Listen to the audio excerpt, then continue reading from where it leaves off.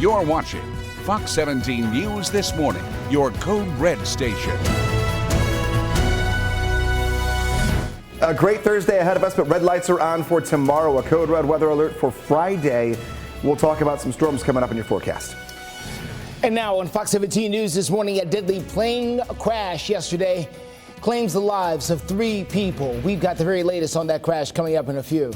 And a shooting at a Murfreesboro gas station has now turned deadly. The man who is now facing some charges. Thank you for joining us here on Fox 17 News this morning, just after 4 a.m. here on your Thursday morning, May the 16th. I'm Justin McFarland. We do begin with a steer clear traffic alert this morning. We want to take you to the north side of town. That is where we're finding the very latest on a crash on I-65.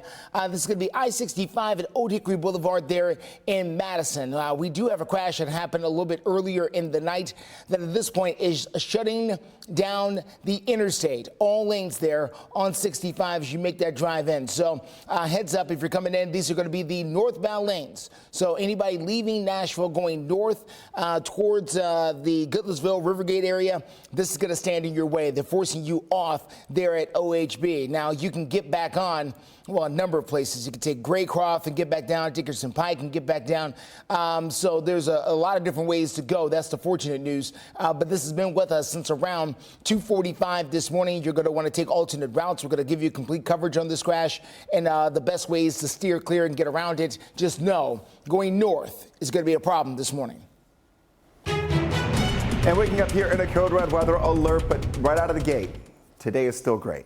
This is for tomorrow. This is a heads up because today is going to be nearly perfect for 95% of us. A few of us might squeeze in a shower or two we have to watch out for, but this is for tomorrow.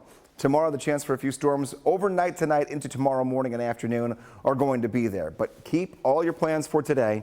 Don't worry about a thing until around sunset into tonight. And really, our code red threat is for tomorrow, not even overnight. Weekend storms are going to be there for us. That's going to continue into Saturday and Sunday. Had to push the alert button here for today, though, giving us the heads up for tomorrow. That's the whole reason we do it, is to give you that alert a day in advance, even though today will be great. So go about the business and enjoy today for what it is. The only dry day so far this week. 62 degrees. And a little overcast right now. We'll see the sun sneak out for the afternoon hours. The one thing I'm watching, even saw it driving here to the station earlier this morning, is that we have some areas of fog already developing. If we already see it here at 4 o'clock, it's only going to get a little more dense in the next hour and a half or two. So keep that in mind. Pockets of red right along the Tennessee River, where we've had some flooding issues or at least rising water over the last week. And then also out toward the Cumberland Plateau, where we have the higher elevations in the peaks and the valleys where that fog can settle in. So keep that in mind. You may catch a little bit this morning. So here's over code red. Scattered storms for Friday.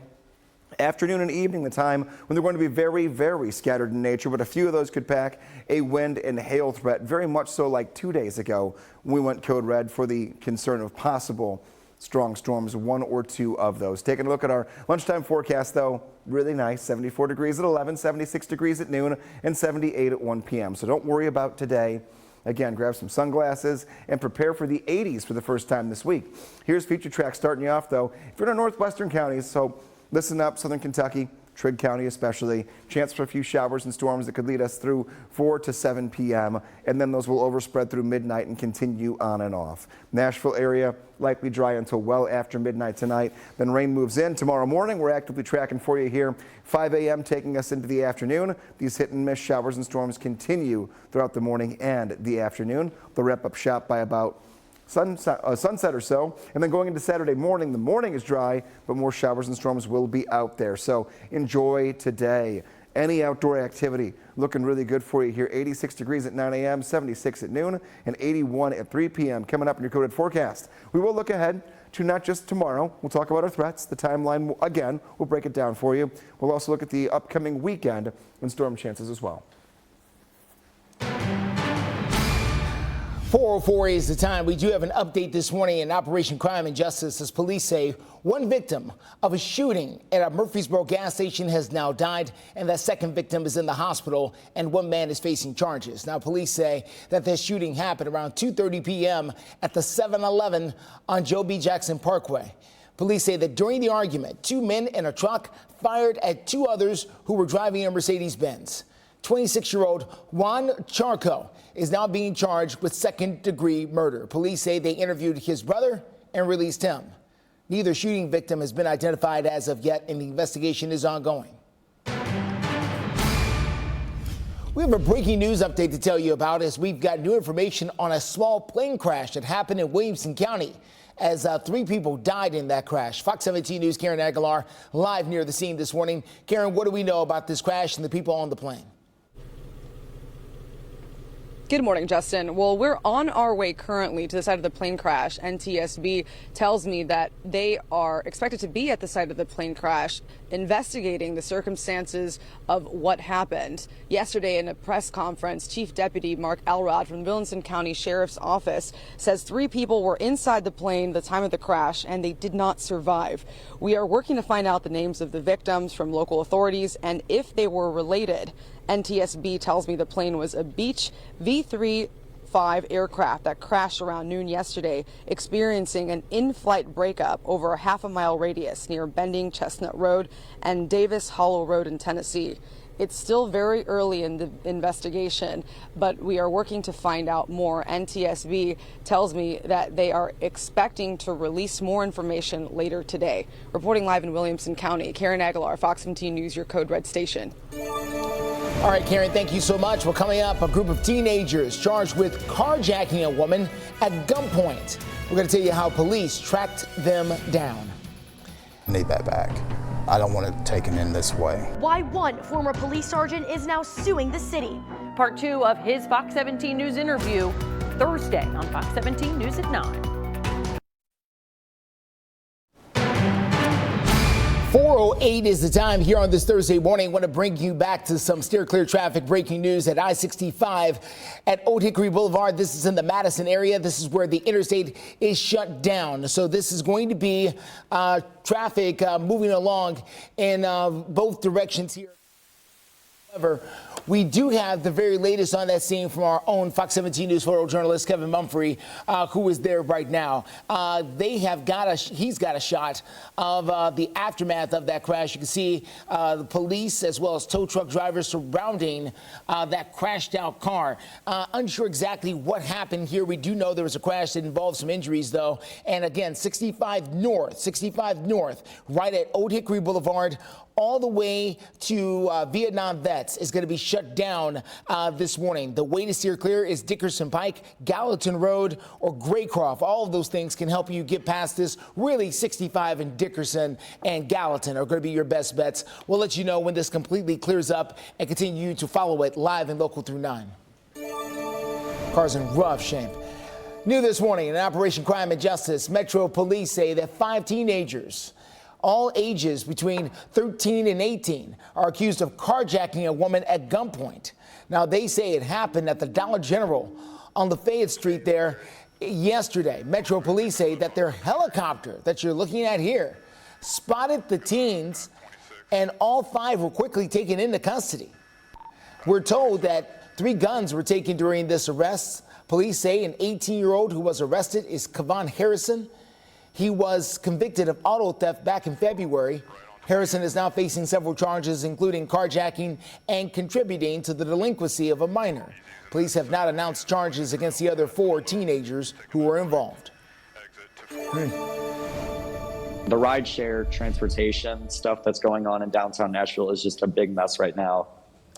In Operation Crime and Justice, we are following the very latest about complaints involving bogus taxis and rideshare drivers that are putting unsuspected customers in danger. Now, people who live and work downtown say they have been victimized. People like Clay Bitter, who plays guitar and sings at clubs on Broadway.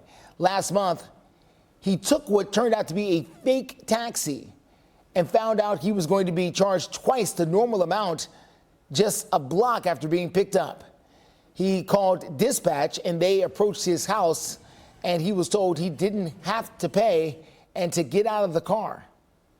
He had kind of shut the door, keeping me from leaving the vehicle. He turned back around. Dispatcher told me to call the cops for abduction. He threatened to shoot me. Eventually, I ended up paying him so that, I could spare my own life. This gentleman did file a police report. He says the manager of the cab company told him that the number on the cab he took belonged to someone who has not worked for their company in 3 years. Now, Fox 17 News reached out to the Transportation Licensing Commission. They are the ones who oversees taxis in the city to see if they were aware of this situation. We are still waiting to hear back from them. A TLC board member did say that they have regulations and enforcement to people who respond to these types of complaints. And coming up in your forecast here this morning, looks really nice. A little bit of fog here. A great Thursday, but we are in a code red weather alert. A stormy pattern returns tomorrow. A few strong storms we'll talk about in moments. And steer clear traffic takes us to the north side of town. That's 65 at Vietnam Vets, where the interstate is shut down because of a crash investigation that's been going on since around 2:45. We'll tell you the best ways to steer clear. And the Tennessee Titans 2024 schedule is now released. You're unstoppable.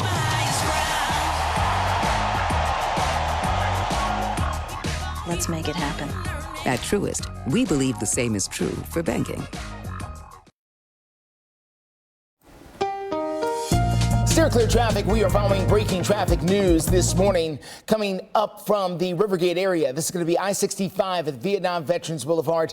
There in the Rivergate area, we are dealing with a crash that has shut down the interstate. This crash has been with us since around 2:45 this morning. We understand there in the northbound lanes. Again, this is going to be going north towards Rivergate. If you're leaving Nashville, if you want to go towards Goodlettsville, towards Millersville, this is where is going to stop you there, right at Old Hickory Boulevard in particular, OHB, all the way to Vietnam Vets. That's about a 3-mile stretch that is shut down because of this particular crash. Now, authorities are there. We understand several people have injuries. Unsure exactly how much longer they're going to shut things down, but we can tell you that when they force you off right here at Old Hickory Boulevard, you can honestly go either left or right. Left or right. Both of them will take you either to Gallatin Road or Dickerson Pike, depending on which way you turn, and that will lead you along the same path. You can take that up and then jump back on further up the road there. If you take Dickerson, you can jump back on at exit 97 in particular, which is the Long Hollow Pike exit there in Goodlettsville, and get back on the interstate.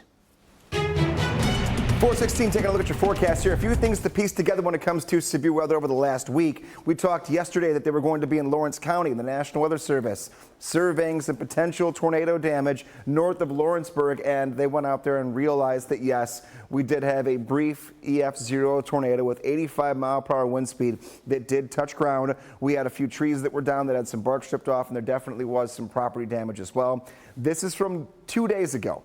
I want to rewind a week ago. We added one more tornado to our count. We're now up to 10, May 8th through May 9th. And this is what we said a week ago from today. We said that this is going to be a little process piecing together what happened over that 36-hour period. The one we added in Benton County. And EF0 also right around 85-mile-per-hour wind speeds. Everything else is the exact same as what we told you all throughout yesterday. Taking a look at today, we are in code red. Why? A lot of rain coming our way? Not today. Friday into Saturday, you can see 1 to 2 inches of rain possible for us here across almost all of Middle Tennessee and Southern Kentucky, and also a few storms that could be on the stronger side. Here's today. Honestly, a good deal of sun mixed in with a couple of clouds. After 4 p.m., though, our northwestern counties could work into a few showers and thunderstorms to take us through the first half of tonight. Then overnight, those showers and storms overspread a little more, moving their way through Middle Tennessee. Waking up tomorrow morning tracking. Here's 5 a.m. Showers and storms that will be on the radar. This morning, none of that. We've got fog this morning, but tomorrow we're code red, not today. This is tomorrow at 11 a.m., taking us into the afternoon. Isolated showers and storms with wind and hail threats. Those are the two things that we're watching. Your 7-day forecast puts us at 83 degrees today, 81 degrees tomorrow with that code red possibility afternoon toward the evening, 82 on Saturday, and unfortunately Sunday. Both days are going to stay on the stormier side. Those days, as of right now, have no severe weather alerts or Storm Prediction Center predictions as far as any marginal or slight risks, which are those Category 1 or 2s. None of those leading us into the weekend as of right now. Making headlines this morning, the Prime Minister of Slovakia is now fighting for their life after an assassination attempt. Now, Robert Fico was shot multiple times at a political event yesterday. The 59-year-old has been a very divisive leader of the NATO nation.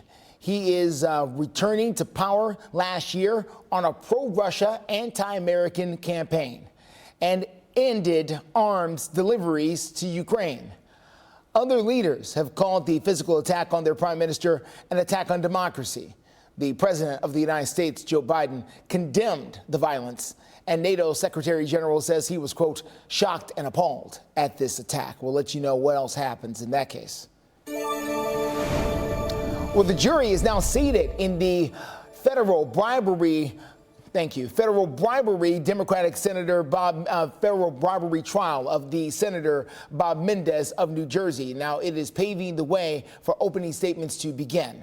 Now, let's take a look at this particular situation. As Senator Menendez is being charged with taking bribes to use his political influence for favors. This is out of the country of Egypt and Qatar. Now, prosecutors argue that he got cash, gold bars, and other luxury gifts in return. The 70-year-old senator insists that he's innocent.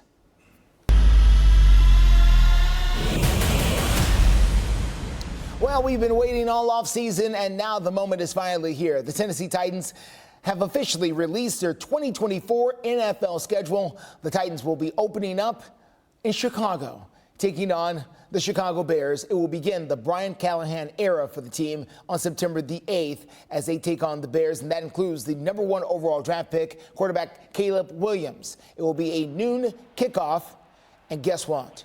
You can watch it right here on Fox 17. We got you covered for that home opener there as the Titans look to take down the Bears. Now, after that first game, the Titans will welcome in Aaron Rodgers and the New York Jets to Nissan Stadium for their home opener. Rodgers is set to return for his second season with the Jets, even though he spent the first season on injury reserve because of an Achilles tear. That game will be noon on September the 15th. So we wanted to hear from you. Are you planning on going to a Titans game this season? Keep in mind, the Titans only have 3 seasons left at Nissan Stadium before they move into the new dome. 63% of you say no, you're not planning on going. Another 36% of you say yes, you do plan on going. Now listen, if you don't want to go, the fans from New York and New England and the other fan bases from across the country, they'll be glad to take your tickets, I'm sure. If you want to chime in on this particular poll, you can do so by scanning the QR code right there on your screen, or you can also check us out over on X. You can find us at Fox Nashville to cast your ballot. Well, coming up, legendary Preds goaltender is now being honored for his achievement. We're going to tell you how surprised he was at a recent press conference. 4429 or visit lifelock.com/25TV to save 25% on your first year of identity theft protection. Enroll now.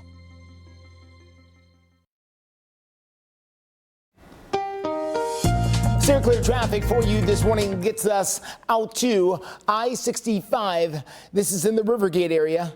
This is where the interstate remains closed because of an earlier crash that happened around 245. This crash did have some injuries. So 65 going north, again, leaving Nashville, going towards Goodlettsville, towards Rivergate. That is the area that is now closed because of this crash.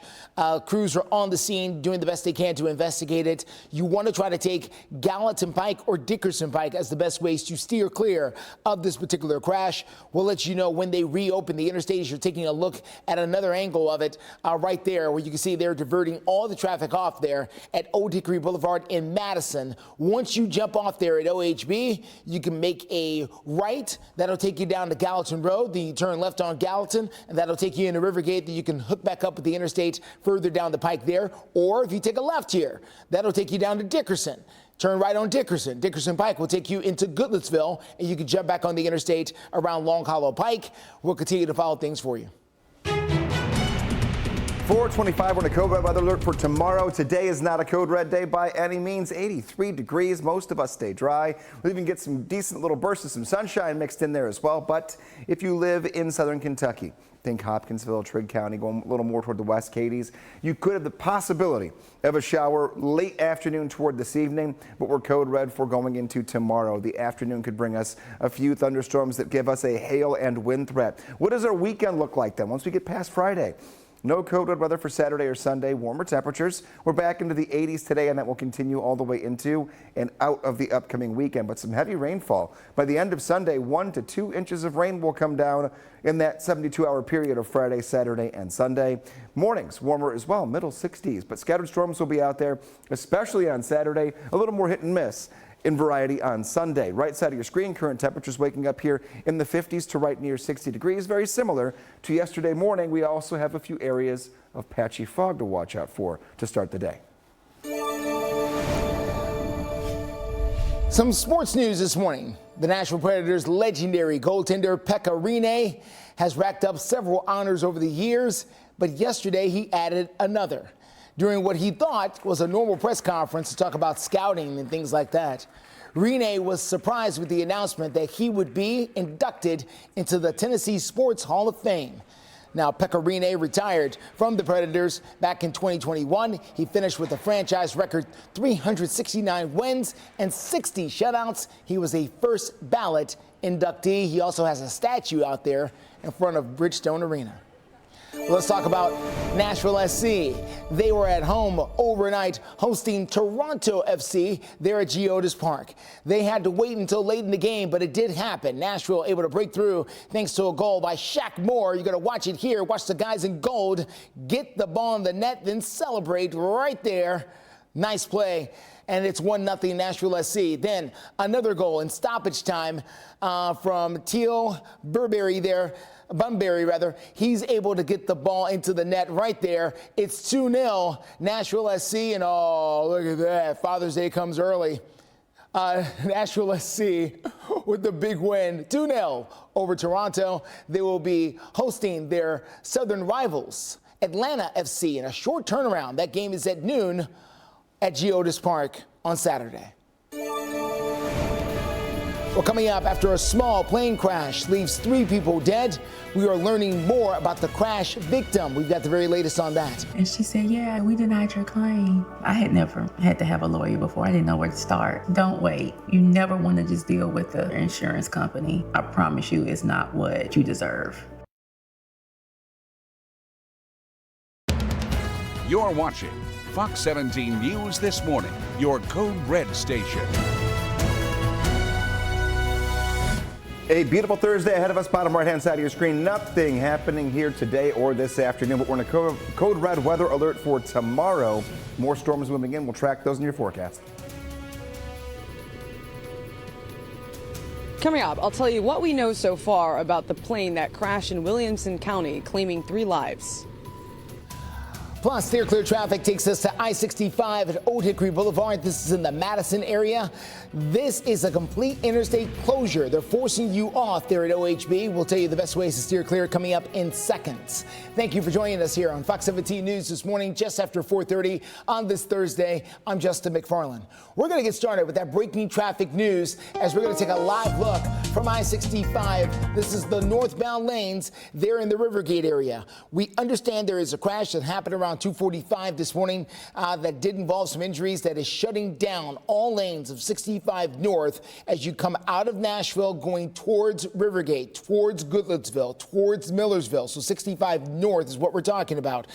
Crews remain on the scene right now dealing with the aftermath of this as you're taking a live look from our photojournalist Kevin Mumphrey there on the scene, giving you that look from the overpass there.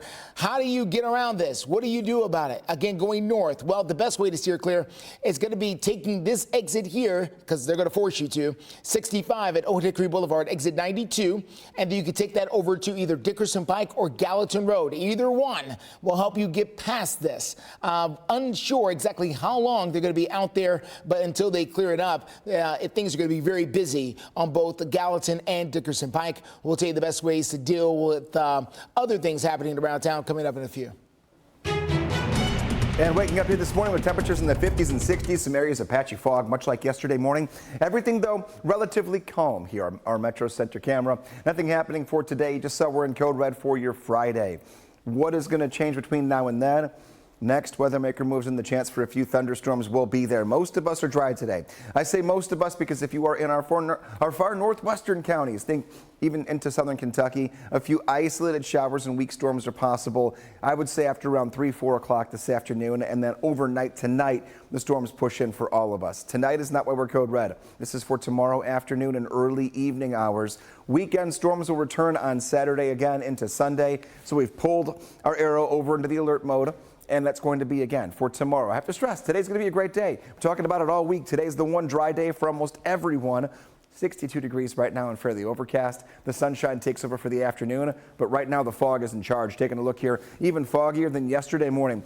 Our upper elevations out in the Cumberland Plateau, the red and orange areas showing our most dense fog of well below a mile of visibility. That's also the case out toward the Tennessee River in our western counties, and even the Lawrenceburg area, where we have an update in Lawrence County when it comes to a confirmed tornado from 2 days ago. You're seeing some fog this morning as well. Take it easy this morning. Know that the afternoon will be great. Have the sunglasses, leave the rain gear at home. We'll talk about this in a few minutes, though. Our code red day. Scattered storms will be on the radar for us here afternoon and evening for tomorrow. Wind and hail being the threats that we'll time out for you in a few minutes.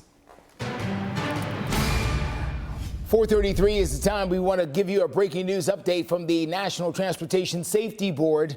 They will be in Williamson County to investigate a small plane crash. 3 people were killed when that plane went down yesterday. Roads in the area of that crash will be closed as crew members are working to clear debris. Fox 17 News' Karen Aguilar joins us live this morning from Williamson County with more on what happened. Karen. Good morning, Justin. Down this road behind me, we just came across deputies from the Williamson County Sheriff's Office who are in the area of where that plane crashed. They didn't tell us much, but NTSB tells me that they will be at the site of the crash later this morning to investigate the circumstances of what happened. In a press conference yesterday, Chief Deputy Mark Elrod from the Williamson County Sheriff's Office says 3 people were inside the plane the time of the crash and they did not survive. We are working to find out the names of the victims from local authorities and if they were related. NTSB tells me the plane was a Beech V-35 aircraft that crashed around noon yesterday, experiencing an in-flight breakup over a half-a-mile radius near Bending Chestnut Road and Davis Hollow Road in Tennessee. Here's Chief Deputy Elrod with more. This is a tragic scene. We'd like to say that our hearts go out to those who lost loved ones in this crash. We also want to recognize all the first responders who have arrived here today to see this devastating incident and immediately begin searching the area to help. It's still very early in the investigation, but we'll keep you updated on what we find out. NTSB tells me that they are planning to release more information later today. Reporting live in Williamson County, Karen Aguilar, Fox 17 News, your Code Red station. It's changed a lot in just a matter of seconds. It's weird how life works. Continuing coverage as flood victims are now left with emotional trauma and now facing financial hardships after powerful storms ripped through the mid-state just last week. As you see, we still got inches of mud and dirt. Inches of mud and dirt. That is C.J. Patterson walking Fox 17 News through his home just yesterday to show us the destruction of the flood waters that poured into his house early Thursday morning on May the 9th. Across the street, his mother is taking in around $100,000 worth of damage to her home because of flooding as well. The Pattersons want to see changes in their neighborhood. To help stop it, they put some things up there at the end of the road, but I think that actually made it worse. And they dug out the Stones River, and that was supposed to help too. And they said this is the first time we've been flooded in the house, and that's after they did all that. Now, Fox 17 News did ask the Cannon County Executive, Greg Mitchell, if they plan on finding ways to divert water in this particular area so something like this doesn't happen again. Mitchell says they're waiting on the results of a storm damage survey. Well, coming up, a longtime Nashville bar is branching out into sports. We're going to tell you what the owners of the Lipstick Lounge say about their plans. Plus, a barge collided with a bridge in Galveston, Texas, cutting off the island from the mainland. We're going to tell you how they're trying to deal with this particular problem. Fox 17 News is your only live and local news source with you from 4 until 9. We've got your latest weather, of course, as we've gone code red for that because of approaching storms coming in. Like it will be arriving in Brentwood at 4:15 on Wednesday. Providing you the information needed to prepare and stay safe. Fox 17 News, your code red station. Alerts, empowers, protects. Steer clear traffic for you on this Thursday morning. Let's get you out to I-65. This is the northbound lanes of 65 where we are dealing with a crash that has shut down all lanes of 65 north going towards Rivergate. The best way to steer clear is going to be using Dickson Pike or Gallatin Road until they're able to get the road reopened. Now, crews have been out here dealing with this since around 2:45 this morning. We understand that this is a crash that does involve some injuries up there, and crews are working now to investigate exactly what happened, and that does require them to close the interstate. Unknown exactly when they're going to get it reopened. That is the big tricky question this morning. As soon as we get more details about it, we'll be sure to let you know.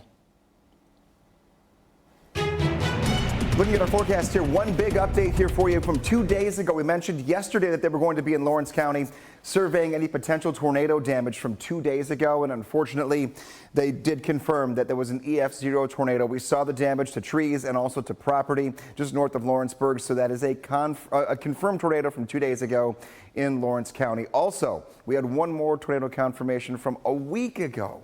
We said it was going to take a long time to get through all of these surveys here. They added one to Benton County, also an EF0 at 85 miles per hour. Everything else in the map is the same as it was yesterday. So now we're up to 10 tornadoes May 8th through May 9th. Taking a look going forward, we are in code red for tomorrow. Today is great. We'll be in the 80s. We'll have some sunshine this afternoon. The only place that has to worry about rain will be our northwestern counties. However, tomorrow through Sunday, decent amount of rain going to come down here. 1 to 2 inches of rain here are possible Friday, Saturday, and then ending on Sunday. We'll work through the timeline hour by hour of that code red threat tomorrow. It's a small one, but it's there. We'll work on that in a few minutes. News from your community this morning. East Nashville's LGBTQ plus bar, the Lipstick Lounge, is now expanding. The owners are adding on to make room for a brand new place called the Chapstick. Okay, now city leaders joined the Lipstick Lounge owners at the groundbreaking just yesterday. Owners say they've been planning the expansion for over 20 years. Chapstick will be a 1,500 square foot sports bar with a patio. The Lipstick Lounge opened in early 2000. It's the only lesbian-owned and operated bar in the state of Tennessee, and one of only 32 lesbian bars in the United States registered with the Lesbian Bar Project. Let's take you down to Texas. That is where a barge slammed into a bridge down there in Galveston, Texas, spilling a lot of oil into the bay. Now, emergency officials say that the barge that struck the Pelican Island Bridge can hold up to 30,000 gallons of fuel. It's unknown exactly how much fuel was on board when this crash happened or how much leaked into the water. The bridge was closed for several hours, but reopened briefly. But again, closed after officials say part of it started to move. The bridge is the only access to Pelican Island, which is where Texas A&M University at Galveston is located. We are continuing to follow the very latest with Steer Clear traffic about that closure at I-65 at the Old Hickory Boulevard exit in Madison. We're going to tell you the best ways to steer clear and maybe how much longer they could be dealing with this closure. Also coming up, hearings on Capitol Hill over anti-Semitism on the campuses of major universities. We've got lawmakers who are arguing over how to protect Jewish students. And a different with the new Simply Ageless Skin Perfector Essence, where skincare meets makeup, burst and blend for bare skin filter effect. That is all you. The new Skin Perfector Essence from CoverGirl.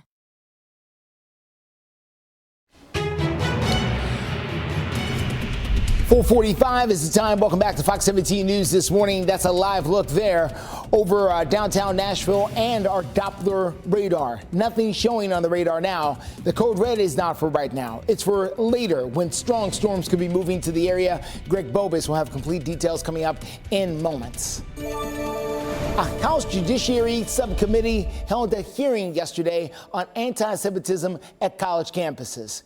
Here's the Republican chairman, Chip Roy, who is blaming diversity, equity, and inclusion for the efforts on those types of things for this situation. The secular left wants to admonish us not to foment culture wars. The best way to do that is for these radical progressive Democrats that infest college campuses and leech off of the public dole and the public debt. House Republicans continue to scrutinize colleges and universities about how they are handling the anti-war protest. A previous hearing resulted in the resignation of two prominent university presidents. House Democrats, however, say there's no need for more hearings, but instead they want action. If you believe that the threats and vitriol that Jewish students face on college campuses is unjust, and that combating anti-Semitism is more than just a convenient talking point in a larger crusade against institutions of higher education, then it's time to move beyond hearings, pointless gestures, and posturing. Democrats are calling on Republicans now to help shore up the funds for the Education Department's Office for Civil Rights in order to investigate instances of anti-Semitism on campuses. The Federal Trade Commission wants to focus on filing criminal complaints instead of fines when it comes to breaking regulations. That's what the FTC chair, Lena Khan, is suggesting. Now, if you take a look here, Khan filed a complaint to the Department of Justice for comments that the former Pioneer Natural Resources CEO, Scott Sheffield, made, indicating plans to collude to keep oil prices high. She said at a hearing yesterday, explaining why she felt this way. We need to make sure that companies and executives aren't just treating fines as a cost of doing business, and that they take seriously the rule of law. Well, I would recommend orange is the new black. If we need to make a point, it would be helpful. Democratic Congressman Mark Pocan is speaking right there, talking about prison time when he's speaking of orange is the new black. This comes after the FTC approved a merger between Pioneer and Exxon, only if Sheffield is not involved. Now, the FTC obtained text messages back in 2021 of Sheffield discussing ways to try and limit oil production. The Naval Academy's class of 2027 is ready for what lies ahead, even if it's at the top of a 21-foot tall obelisk there that's greased in lard. The freshmen took part in the annual Herndon Monument climb that happened yesterday. This is when the class celebrates by finishing their first year. They climb up the very slippery monument there. After forming a human pyramid, the class was able to get a Dixie cup on top and replace it with a upperclassman hat right there. It took the class of 2027 just 2 hours and 19 minutes and 11 seconds. Yeah! To complete the task. Feeling accomplished there. You may feel accomplished the same way after this particular situation on I-65, if you can get past it, that is. This is 65 at Old Hickory Boulevard, very close to the exit there. This is a great perspective, great shot here by our photojournalist, Kevin Mumphrey. Want to give you good credit, sir. This is 65 going north right before you get to the Vietnam Veterans exit. You can see where what looks like a pickup truck is collided with another 18-wheeler there on the shoulder of the road, or at least the tractor portion, not the trailer, but the tractor portion of an 18-wheeler there on the shoulder of the road. We understand injuries were involved in this particular crash, and now they are waiting to get a crew out there so they can completely tow this out of the way, clear up all the debris, and reopen 65, because right now it is closed. 65 North is closed. So the best way to steer clear is going to be jumping off here at Old Hickory Boulevard. They're forcing you off here at OHB in Madison. Once you get to the top of the exit, you can turn left and go down to Dickerson Pike and take that way to get around this, or you can turn right and go down to Gallatin Road to get around this. That's going to be your best bet until they're reopening the interstate coming up here a little bit later in the morning. Busy, busy, busy. Let's get to Greg. He's busy in a different way, though, following the Code Red weather alert. Good morning, Greg. Good morning. Yeah, the alert for tomorrow. We've been talking all week about how Thursday looks good, and you wake up on Thursday and everything's red. And we're talking Code Red. Today is okay. Today is going to actually be great. Tomorrow's the reason we're in it. So here we go. The reason we're going to be in a Code Red, a very small chance. And honestly, overnight, the chance has gone down significantly for strong storms tomorrow. But it is still there. We're still in a Category 1 out of 5 for severe weather tomorrow. So until that changes and until all of the little indicators we're seeing to lead us to 1 or 2 strong storms go away, we have to continue to roll with it here. So we are going to be Code Red for tomorrow. Here's today. Taking a look. We'll have some sunshine later. The first day this week that's going to be in the 80s for high temperatures. The only place we have to watch late today, a little before sunset, will be our northwestern counties. Think Trigg County, and then even a little more toward the east toward Hopkinsville. Could see a shower or storm begin to fire very late afternoon into this evening. All the rest of us stay dry. It's going to be a nice one. Taking a look here. All the way through midnight, most of that activity still pivots off toward the north and west. It'll track toward Nashville as you wake up with us tomorrow morning. And then 5 o'clock through 9 o'clock, we're tracking weak showers and storms. This is the time period here, 11 a.m. through the afternoon, where we could see a strong storm or two. We don't see oranges. We don't see reds. We don't even see yellows for most of us. This threat has gone down overnight. It's still there, so we're Code Red for that time period, the afternoon toward the evening of your upcoming Friday. Just know that today we're starting off right near 60, and we will end at 86 degrees. Well, we are looking ahead as the former Laverne police officer who was fired in the midst of a scandal goes on the record with Fox 17 News. Ty McGowan says that the allegations that cost him his job are false. He's one of 5 officers fired over what the city is calling inappropriate relationships involving a former officer, Megan Hall. McGowan stands by his story in spite of an independent investigation that found several questionable text messages between him and Hall.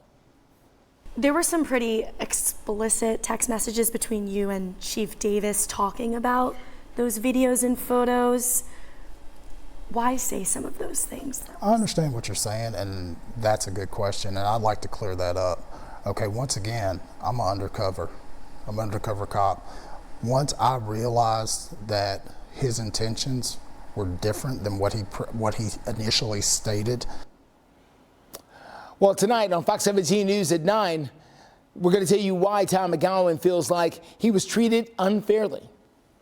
Well, coming up, more performers revealed for the CMA Music Fest as the stars will be gathering in downtown Nashville. Right now, we're watching calm conditions over on Lower Broadway, but things can pick up a little bit later in the day. Plus, we've gone Code Red for your weddings. We couldn't pay bills. It's more about the way they feel about their clients and trying to help them get back on their feet. That's why I do what I do. You treat us like a person and not just another claim.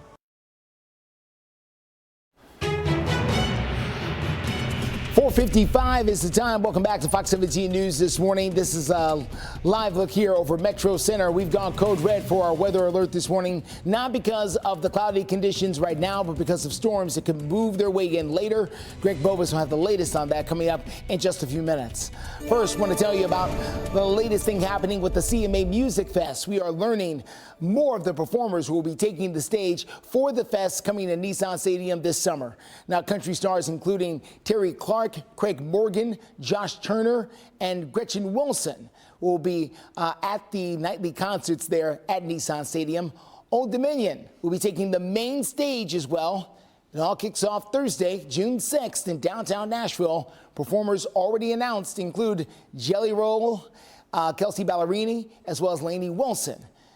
If you want to buy tickets, you can do so by clicking the link on our website. Just search CMA Fest at fox17.com. We have some sad news to talk about in your Steer Clear traffic as we take a look at I-65 there on the north side. This is about a mile before the Vietnam veterans exit. We understand that one person has died as a result of this crash, and that is why they have closed the Interstate 65 going northbound for the last, say, 2 hours or so. It's been shut down since around 2:45, we understand. So they're out there doing their measurements. This is what they normally do anytime a crash is deadly. They want to make sure they document everything so they can find out exactly who is responsible for this crash, if anyone is, and make sure they are held accountable as well. So you can see that police officer there taking the measurements. They'll also put out a 3D scanner to take all digital pictures of the area. Unknown how much longer they'll be out there, but just know the interstate is going to remain closed while they carry out this investigation for this deadly crash on 65 North going towards Rivergate. You can use Dickerson Pike or Gallatin Road to steer clear. Waking up here and it does say code red weather alert, but this is not for today. Today, a little mugginess will be felt during the afternoon.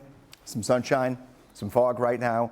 Today's a great day. We talked about it yesterday that today honestly is the best day of the work week, and it's going to continue to look that way. It is going to be tomorrow when we have to deal with some showers and storms that move in. Really overnight tonight they'll begin, but our severe weather potential is about a 6-hour window tomorrow that keeps shrinking, which is good. We have good updates overnight, but still going to keep things in code red. Let's talk pollen. It'll be up a bit today, and then tomorrow it goes back down. It'll creep back up on Saturday, go back down. We're going to bounce around here. We're not in the high category at any point for any of our pollen monikers. When it comes to grass or tree, mold, none of those are going to be anywhere above the medium category. So not perfect, but definitely one of the better 5-day stretches we've had so far this spring season. Getting the kids to school this morning, first spell 64 degrees. Nothing to worry about. We're going to have some sunshine here creeping through the clouds very soon. Once that sun does rise, 82 after school. The first day this week that will be in the low to middle 80s. We'll call today a high of 86. Coming up as we go into our 5 o'clock half hour, we'll look at future track. We'll talk about the threats we could see tomorrow and why things have slightly changed for the better overnight into this morning. A Canadian woman shares 2 scary images from her back patio, just illustrating her sense of deja vu when it comes to wildfires. Now, the first shows what the sky looked like on Tuesday as a wildfire was burning there in Alberta. But this is not the first time this has happened. Jocelyn Rutter also shared a photo from 8 years ago where you can see just how close the flames got to her home. Back in 2016, everyone in that area was forced to evacuate. With this fire, that is not the case as of yet, but it also depends on which way the winds decide to blow, which are expected to start blowing the flames away from her home. Well, in New York State, they've got their throughway authorities that need some help naming 4 chicks. Check this out. They're the 4 right there. Look at them all in white. The tiny birds recently hatched in a nest on top of the bridge there, on one of the bridge, Mario Cuomo Bridge there in New York. Now, students from surrounding areas submitted more than 100 names for the contest. A panel of judges ended up trying to name the birds. They whittled it down to just 10 names. Now, some of the finalists include Beak Once, a Millennium Falcon, as well as Taylor Swoop. Voting is now open on the bridge's website. The 4 winning names will be announced coming up later this month. 5 o'clock hour starts right now. You're watching Fox 17 News This Morning, your Code Red station. Waking up here, bottom right-hand side of your screen, nothing on the radar for right now. A really good-looking Thursday ahead of us, but we're in a code red weather alert for possible strong storms going into Friday. My first thoughts coming up in the forecast. And a shooting at a Murfreesboro gas station turned deadly. We're going to tell you the man who is now facing charges. Coming up, I'll tell you what we know so far on the plane that crashed in a debris field in Williamson County, claiming 3 lives. Thank you so much for joining us here on a Thursday morning. For Fox 17 News, I'm Erica Glover. And I'm Jennifer Waddell. Glad to be your live local news source through 9 a.m. We have several breaking news stories that are popping off here on this Thursday morning. We begin in steer clear traffic. This is a live look from I-65 in the northbound lanes, where Tennessee Highway Patrol just moments ago confirmed 1 person has died in this early morning crash. You can see deputies are still out here, and I-65 is shut down. So if you are leaving anywhere, Nashville or south, and trying to go north on I-65, so if you're trying to head toward Madison, Hendersonville, even up toward Kentucky this morning along I-65, right now you cannot get through on the interstate. They have it shut down. They're going to do an accident reconstruction to see what might have led up to this deadly crash. We see a tanker pulled over to the left. and we saw a crumpled up, what looked to be a pickup truck as well. Best detour here is going to be, well, you're going to be forced off the interstate at Old Hickory Boulevard in Madison. And if you are forced off there, and here's a live look of that forceage, if you will, off of that exit ramp, that's going to put you on Old Hickory Boulevard. If you take a right, it'll put you out on Gallatin Pike, where you could keep going north toward Rivergate Mall. If you go left when you get off that exit, that'll take you to Dickerson Pike. And you could either take Dickerson to get into Gallatin or to jump over to I-24. So rather complicated, but we're going to continue to keep an eye on this for you and let you know of any developments as they break through 9 a.m. 5:02, and here we are talking about the weather forecast that we talked about all week long. We looked forward to Thursday. Thursday, best day of the week, and then you wake up and you see red lights. Don't worry. Today is still the best day of the week, 100%. Across the board, we have some sunshine later today. Temperatures for the first time this week back into the 80s. Aside from a touch of humidity, a little bit of it, not bad by any means. That's all we have to worry about. That and some morning fog. Everything else is good. We're code red for tomorrow. I always like to give you that 24-hour heads up because overnight tonight, showers and storms begin to move in, and those might catch you off guard with how nice today is going to be. Tonight is not the reason we're code red. It's tomorrow afternoon, and then a few more weekend storms. So the arrow slides over, and we begin to track what moves in. I would say 11 a.m. tomorrow through around 5 or 6 o'clock tomorrow evening. 1 or 2 pop-up storms could give us the chance for severe weather. Now, what happened 2 days ago was throughout the morning, the chance for severe weather kind of went up. We had to elevate it a bit. This time around, waking up this morning, all signs are pointing down when it comes to good chances for severe weather. So let's hope that trend continues. 62 degrees right now. Fairly overcast. That's not going to last with us here. Watch out for fog this morning. We're not seeing it at many of our cameras yet, but we are getting indicators here on the map that the visibility is dropping as we speak. We'll keep our eyes on that and then work through the timeline of tomorrow on Future Track in a few minutes. Well, happening today, the National Transportation Safety Board is going to be in Williamson County. They're investigating a small plane crash. We know this morning that 3 people died when that plane went down. The roads in the area of the crash will continue to be closed today as crews are working to clean up all the debris. Fox 17 News' Karen Aguilar is joining us live in Williamson County with more on what happened in this area.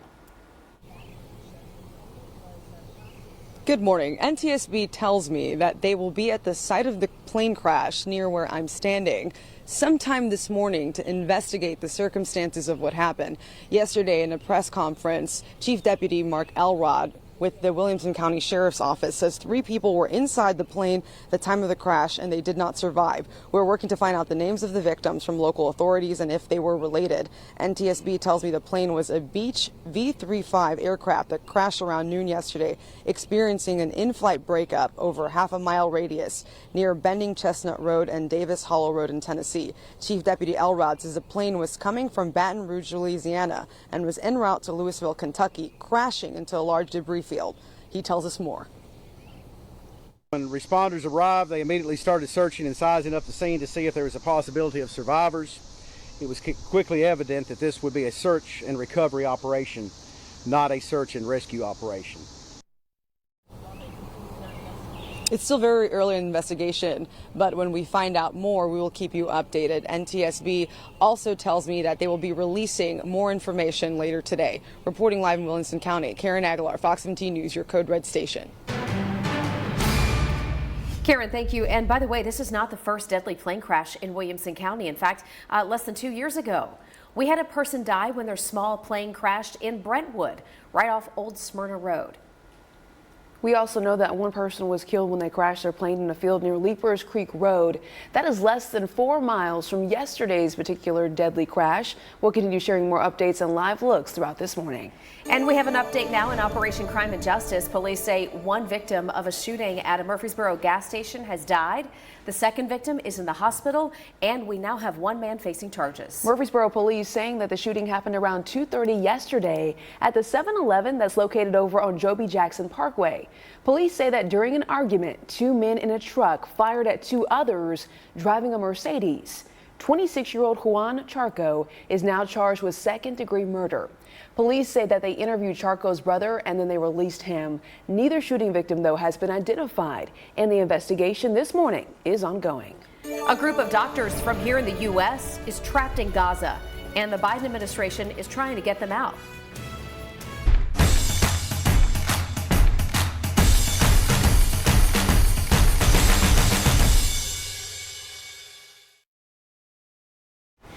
Good morning and welcome back into Fox 17 News this morning. It is 5:09 right now, and the Biden administration says it is working to evacuate a group of American doctors currently trapped in Gaza.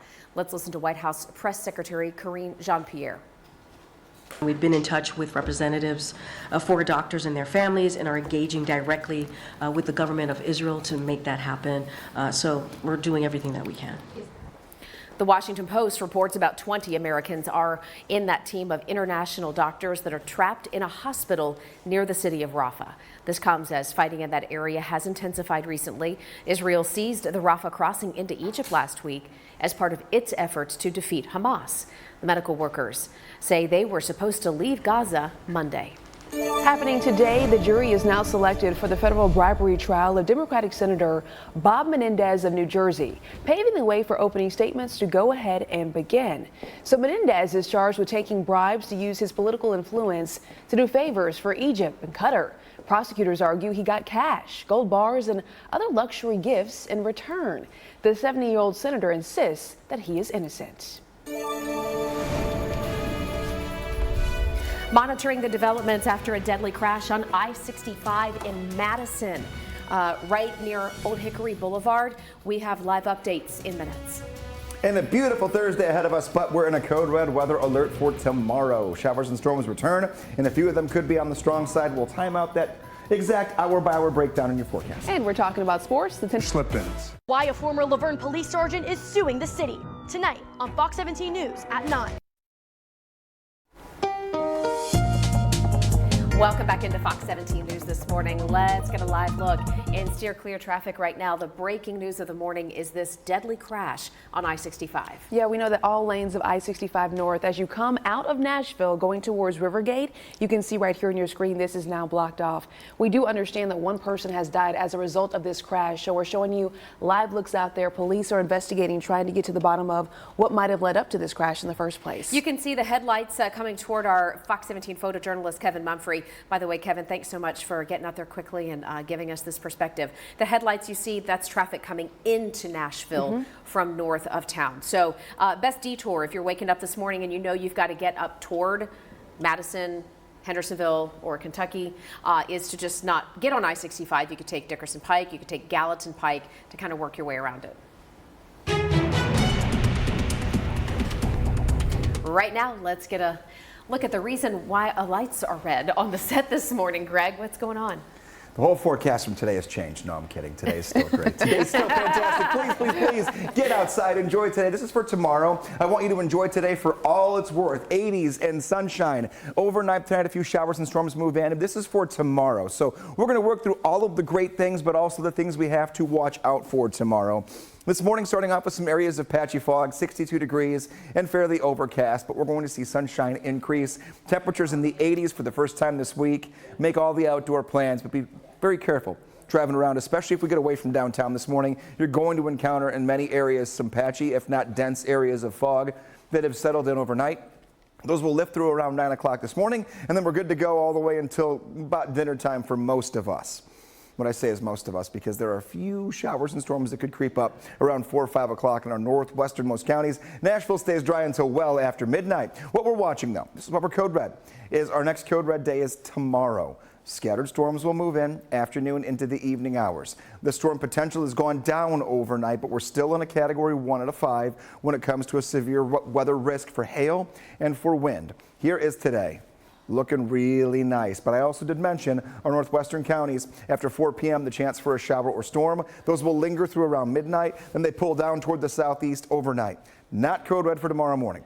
Tomorrow morning, it could be tough to drive through here for your Friday. The start to the day could be on the wet side here with limited visibility once again. It is the afternoon. We'll call it 11 a.m. into those afternoon hours where a few of these isolated showers and storms could track through and give us some heavier rainfall and possibly some strong wind. But these little cells that we see here look a little weaker than they did even when you went to bed last night. Good news here. We like to have good updates in the morning, even though code red is not something you want to hear. If the threat continues to go down, That's where you want to be. You don't want to see it going up like it did 2 days ago throughout the morning. 83 later on this afternoon. Most of us will stay dry. If you're in Nashville, don't worry about rain. Keep the rain gear at home. Grab the sunglasses and make the plans for today. Tomorrow, 81 degrees. We go back to the showers and storms. They'll linger with us on and off through Saturday. Wrapping up early on Sunday. Really, the majority of us on Sunday are going to be dry, but we will have a lot of wet pavement and wet grass. About 1 to 2 inches of rain going to come down between tomorrow and early on Sunday. Well, new this Thursday morning in Operation Crime and Justice, Metro Police say 5 teenagers from 13 to 18 are accused of carjacking a woman at gunpoint. And they had to get the helicopter involved in this one. Look at this. They say it happened at the Dollar General on Lafayette Street yesterday. This is right near the Pearl Cone football field. I noticed it in that chopper shot. Again, a 13-year-old involved here. All 5 teenagers, children, taken into custody. And by the way, police found 3 guns. The 18-year-old arrested is Kevon Harrison, had already been convicted of auto theft back in February. Harrison now faces several additional charges, as you can imagine, including carjacking and contributing to the delinquency of a minor. Police have not announced the charges against the other 4 teenagers who they say were involved. Wow. Cue the music. A lot of y'all have been waiting all off season, and now it's finally here. Tennessee Titans officially releasing their 2024 NFL schedule. All right, so let's take a look at it here. Titans will open up the Callahan era in Chicago, September 8th. Titans taking on the Bears. Week 1 for their season opener, and that includes the #1 overall draft pick in quarterback Caleb Williams. It'll be a noon kickoff for that opener, and you can watch it right here on Fox 17. And listen, after their first game, Titans will then welcome in Aaron Rodgers and the New York Jets to Nissan Stadium for their home opener. Rodgers returns for his 2nd season with the Jets after suffering that season-ending injury week 1 last year. So that particular game is going to be a noon kickoff set for September 15th. All right. Hey, we're curious. Do you plan to go check out the Titans? Are you going to go to a game this season? Right now, our poll is open and live. We just put it up, around 1:40 this morning. So as everybody's waking up and jumping online, head on over to our Fox Nashville account. You can vote. You can also scan the QR code right there on your screen. It'll give you a direct link. Right now, 69% of you say no, you don't plan to go to a Titans game. The rideshare transportation stuff that's going on in downtown Nashville is just a big mess right now. Well, Clay Bitter right there, who you just heard from, plays guitar and sings at clubs over on Broadway. In Operation Crime and Justice, though, complaints about bogus taxis and rideshare drivers putting unsuspecting customers in danger. And people who live and work downtown say they have been victims as well. Clay Bitter does play guitar and he sings at clubs on Broadway. Last month, he took what turned out to be a fake taxi and found out he was going to be charged twice the normal amount just a block after he got picked up. He called dispatch as they approached his house, and he was told that he didn't have to pay and to get out of the car. He had kind of shut the door, keeping me from leaving the vehicle. He turned back around. Dispatcher told me to call the cops for abduction. He threatened to shoot me. Eventually, I ended up paying him so that, I could spare my own life. Goodness. Wow. Bitter filed a police report. He says the manager of the cab company told him the number on the cab he took belonged to someone who has not worked for their company in 3 years. Oh my goodness. Yeah. But had been out there driving around. Wow, making money. Fox 17 News reaching out to the Transportation Licensing Commission to see whether they are aware of the issue. We are still waiting to hear back. But a board member did say they have regulations and enforcement people who can respond to complaints. A very scary story. Well, Metro Police, they're answering questions from cities this month. 1978 Corvette Indy Pace Car, 1972 Plymouth Duster. Make that short drive to Lebanon, and remember, we'll pay for anything it don't eat. 5:22 is the time, and new this morning, the Metro Police Department is answering some questions from city council members about a number of issues. Now, one of them is having a greater presence in downtown Nashville, and that would include a brand new police precinct. Now, yes, they've already got a central precinct that's right next to the Music City Center. However, they've got a new one going up in Antioch, and Chief Drake wants to build another one next to the brand new Nissan Stadium in the brand new East Bank neighborhood. He says safety has to be a priority from the foundation of Nashville's newest neighborhood. The East Bank is going to require more resources, as that just is going to be just a whole new dynamic. So we're been in conversations trying to build a new central precinct, which would be on the East Bank or near the East Bank, and maybe also combined with the fire department jointly. But we're just a conversation, a dream. Well, coming up a little bit later, school resource officers, that particular issue came up. Could they be moving to elementary schools here in Nashville? Well, the answer is yes. The question is, how soon could it happen? We've got some answers directly from the chief coming up in a few. We are following the latest with your breaking traffic news as we continue to watch that crash with this amazing shot from our photojournalist, Kevin Mumphrey, there on the scene. You can't see this anywhere else. Unfortunately, this is where one person died in a crash that happened around 2:45 this morning involving that red pickup truck and the front side of an 18-wheeler there as you make that drive going north on I-65 about a mile before Vietnam Veterans Boulevard. We do understand one person has died in this crash. They are doing a thorough investigation in this area, and only after they're done will they reopen the interstate for everyone. How do you deal with this? There's two ways. Either you deal with the traffic over on Gallatin Pike or deal with the traffic over on Dickerson Pike. You jump off here at Old Hickory Boulevard and then you make the turn. Pick whichever way you want to go. They both have their own individual problems, but Dickerson Pike and Gallatin Road are going to be the best ways to steer clear of that crash. As the morning goes on, things will only get busier. There's a light up there at the top of that ramp, so that is a big reason why there's a traffic backup starting to develop as people get off the interstate. We'll let you know when it reopens. 5:25, waking up here with no worries on your Thursday, but code red for Friday. So let's work through today and then talk about tomorrow and piece together the weekend. Today, 83 degrees, a few showers are possible. In our northwesternmost counties, those will move in late afternoon into the evening hours. Until then, everything going to stay dry. Some areas of patchy fog this morning that we'll have to contend with, very similar to yesterday. Most of us do stay dry, and this is the warmest and most calm day of the week so far. We'll call it a high of 83 degrees. Maybe you need to mow the lawn. A lot of grass is getting really high here over the last 2 weeks.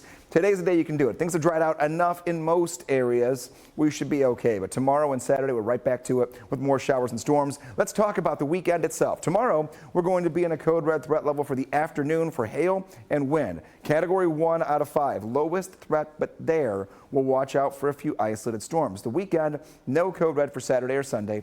Scattered storms on Saturday and even some heavy rainfall coming in the next 3 days after today. We could see 1 to 2 inches of rain. We'll keep it warmer though. Highs right now, I'm being a little bit on the conservative side. If the rain moves out early enough on Sunday, we could see some areas in our western counties close to 90 degrees. Well, coming up on Fox 17 News this morning, we're taking a look at the damage to buildings down in Lawrence County. We're going to tell you about a tornado that came moving through that area and how strong it really was. 17 News, your Code Red station. Alerts, empowers, protects. Receive tornado alerts. Download the Fox 17 News Code Red weather app. You're watching Fox 17 News This Morning, your Code Red station. Welcome to Thursday, the best day of the week so far. Bottom right-hand side of your screen, nothing happening on top of the radar, but we've had to go into a code red weather alert for tomorrow. Thunderstorms return. A few could be strong. That'll time out for you.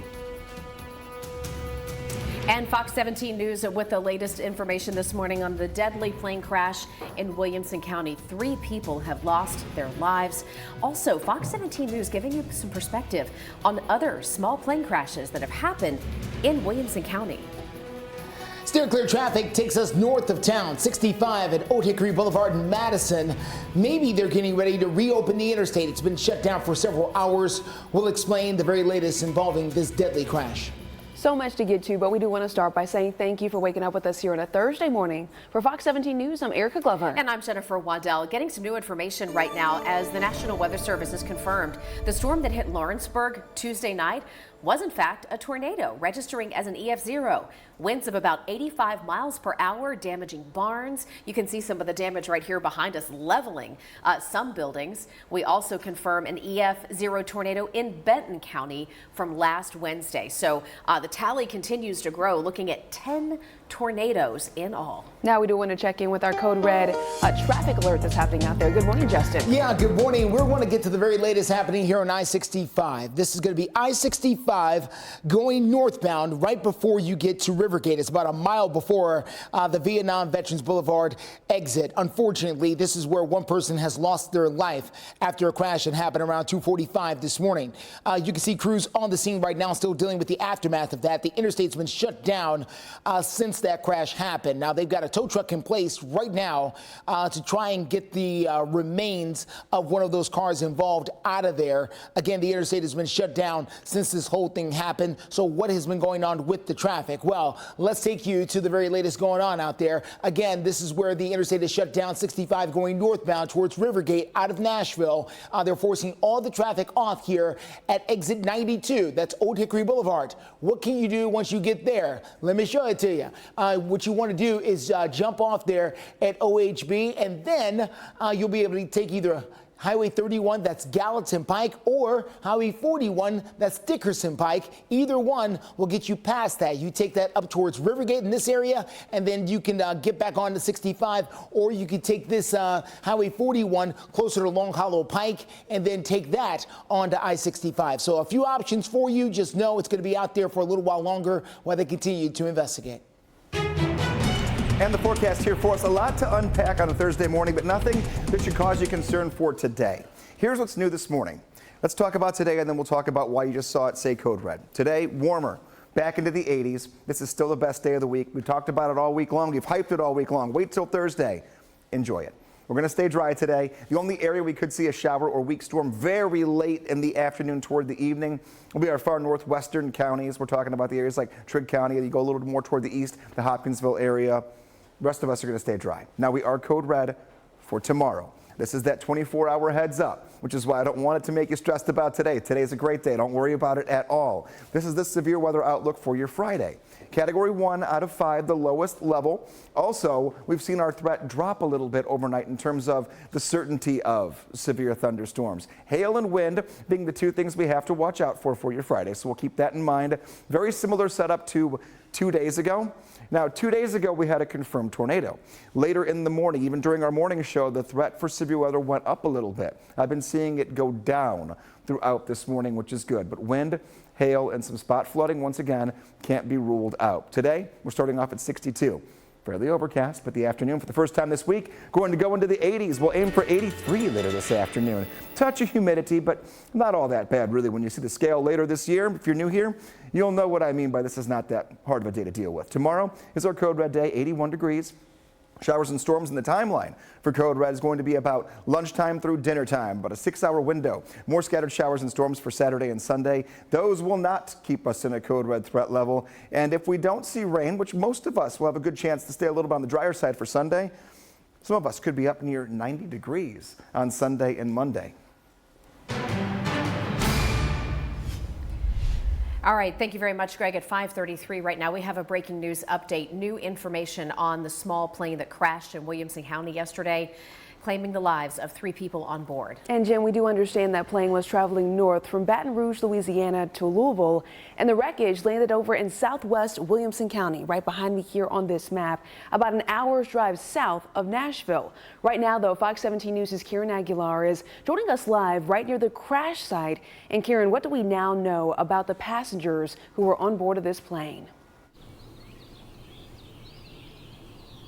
Good morning. Well, we know that they didn't survive. We're working to figure out what their identities are, ages, names, if they were related. And down this road behind me, we came across deputies from the Williamson County Sheriff's Office who are in the same area where that plane crashed. Now, they didn't tell us much, but NTSB tells me that they will be at the site of the crash sometime this morning to investigate the circumstances surrounding what happened. Yesterday, in a press conference, Deputy Chief Mark Elrod with the Williamson County Sheriff's Office says 3 people were inside the time of the crash, as I mentioned, and they didn't make it.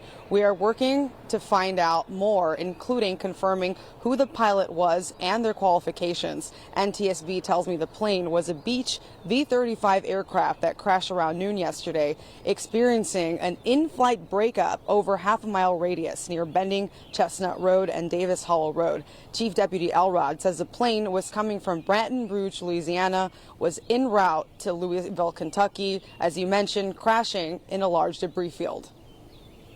We're unsure exactly where the crash started or where it ended. It is a large debris field from this crash. So given one specific location, it's throughout this area. It's a pretty large area.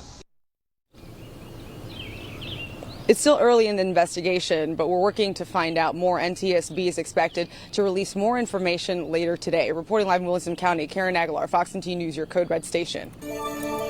Coming up, floodwaters have left long-term consequences for one community. Why some are worried the floods are going to happen again.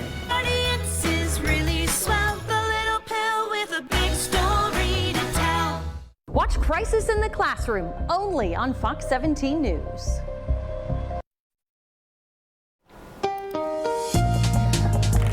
Steer clear traffic on this particular Thursday morning takes us out to I-65. This is at the Rivergate Parkway area there right before Vietnam Vets. That is where we are dealing with a deadly crash. One person did die overnight as a result of this crash. Happened around 2:45 this morning. Metro Police, along with TDOT and the fire department, have been out there ever since trying to clean up the leftovers from this crash. They're also doing their investigation. You can see the one officer there continuing on with their measurements there. They've got the long pole in the middle, making sure they take measurements of everything there in the area. They've got to do this to make sure they document exactly how this person may have died. So let me show you what you can do about this. Let's get you over to I-65 at Old Hickory Boulevard. This is about 3 miles away from that first shot that we shared with you. You can jump off here, jump off at the exit 92, and then use Old Hickory Boulevard to work your way around to either Dickerson Pike or Gallatin Road. Let me show it to you right here. This will be the exit right here at Cornerstone Church, right off the interstate. If you're familiar with that area, you can turn to the right and you can head down to Gallatin Pike, take that into Rivergate, or you can hang to the left and take that over to Dickerson Pike and cut up through Goodlettsville. Either one will reconnect you to I-65 eventually. 5:40 your time. We're in a cold weather alert, but no weather this morning that we have to worry about at all. Taking a look here, even visibility in spots has gotten a little bit better. We're not seeing much fog downtown or anywhere near the surrounding areas in Nashville just yet, but if we get a little south of I-40, areas in our upper elevations have been seeing some fog yesterday morning and this morning. You can see it's most dense where the red and orange colors start popping up on the map here. McMinnville area, Lawrenceburg area, and again, Lawrence County we were mentioning this morning. Unfortunately, yesterday they had survey crews out there from 2 days ago. Storms that rolled through. An EF0 tornado was north of the Lawrenceburg area, so we do know 85-mile-per-hour wind speeds. That was confirmed yesterday. What we're watching moving forward, why we're code red, is tomorrow. Scattered storms, afternoon and evening. That's the time frame.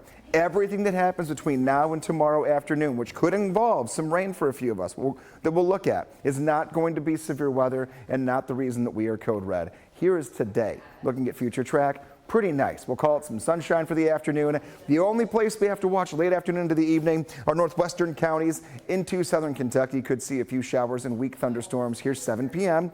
through midnight, and then that rain overspreads going into the overnight hours into tomorrow morning. We'll be tracking in real time for you. Here is that afternoon influence. Here's 11 a.m. through 5 p.m. Doesn't look impressive, which is good. The chance for severe weather has gone down since last night, but we'll continue in a code red weather alert for hail and wind tomorrow afternoon. Greg, thank you so much. We have continuing coverage now because flood victims left with emotional trauma say now they're also having to deal with financial hardships after last week's severe weather. Listen, the damage that comes after severe weather is just, it is intense and it's layers deep. Let's listen in now. As you see, we still got inches of mud and dirt. All right, so want to just kind of walk you through what we are seeing here. This is CJ Patterson, who took us through his home in the Woodbury area just yesterday to show us what happened there. You know, Cannon County, we hadn't had a whole lot of coverage from that part of the midstate, but boy, did they have a lot of damage. Floodwaters pouring into his home May 9th. Right across the street, his mom has about $100,000 worth of damage right now.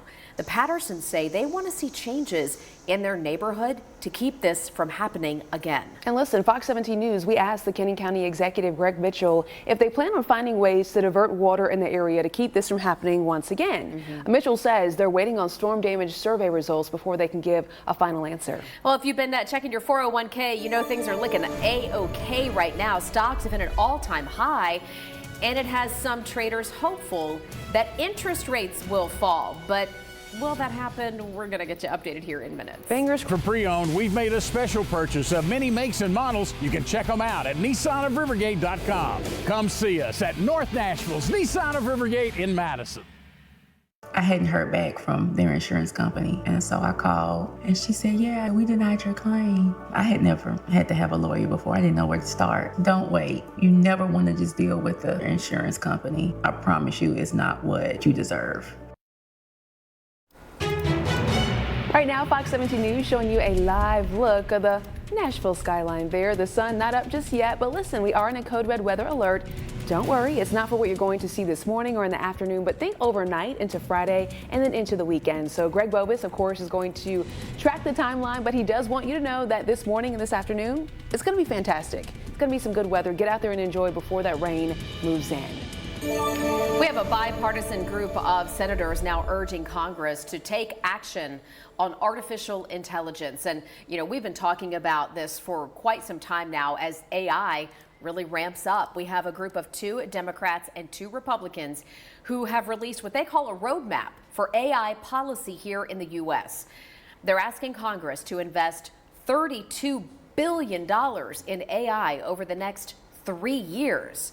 That money would go toward researching, developing, and safeguarding the technology. Senate Majority Leader Chuck Schumer says the U.S. has got to harness and regulate the industry. Well, a rally on Wall Street after yesterday's inflation report that we brought you as breaking news updates. Both the S&P 500 and the NASDAQ opened yesterday's session on highs. Now, it's mainly based on renewed expectations of an interest rate cut because last month's inflation dipped slightly. The data breaks a 3-month streak of hotter than expected inflation readings, and we'll continue following all the updates on the stock market. East Nashville's Lipstick Lounge is expanding. The owners are adding on to make room for a new bar they're calling Chapstick. Well, city leaders do say they joined the Lipstick Lounge owners right here at the groundbreaking yesterday. The owners say they've been planning this expansion for more than 20 years. So Chapstick is going to be a sports bar, and it's going to have a patio there for folks to get out and enjoy. And if you're new to the Nashville area, just, you know, want to put it out there that the Lipstick Lounge is considered a gay bar in Nashville. The owner said, as Erica mentioned, they have been working for decades to work on this expansion. Breaking news this morning as we take a live look in steer clear traffic from I-65 in the northbound lanes, where we have confirmed this morning 1 person died in a crash. And we have a live look from our photojournalist Kevin Mumphrey right now of this scene. Yeah, we do. This is the scene there from the north side as you make your drive from Nashville going towards Rivergate. If you were trying to get from, say, Trinity Lane into the Rivergate area, leaving Nashville, this is where you're going to run into this particular interstate closure that has been with us now for around 3 hours. Crews say around 2:45 this morning is when there was this crash involving 1 person who did die. They've been on the scene ever since doing their investigation, and now they are moving to the next stage of that. It's unknown exactly how much longer this road is going to be closed. So what can you do about it? That is the big question. So here we are, I-65 at Old Hickory Boulevard. This This is where they're forcing all the traffic off right here at this exit, exit 92. Once you get to the top of that exit, you've got some choices to make.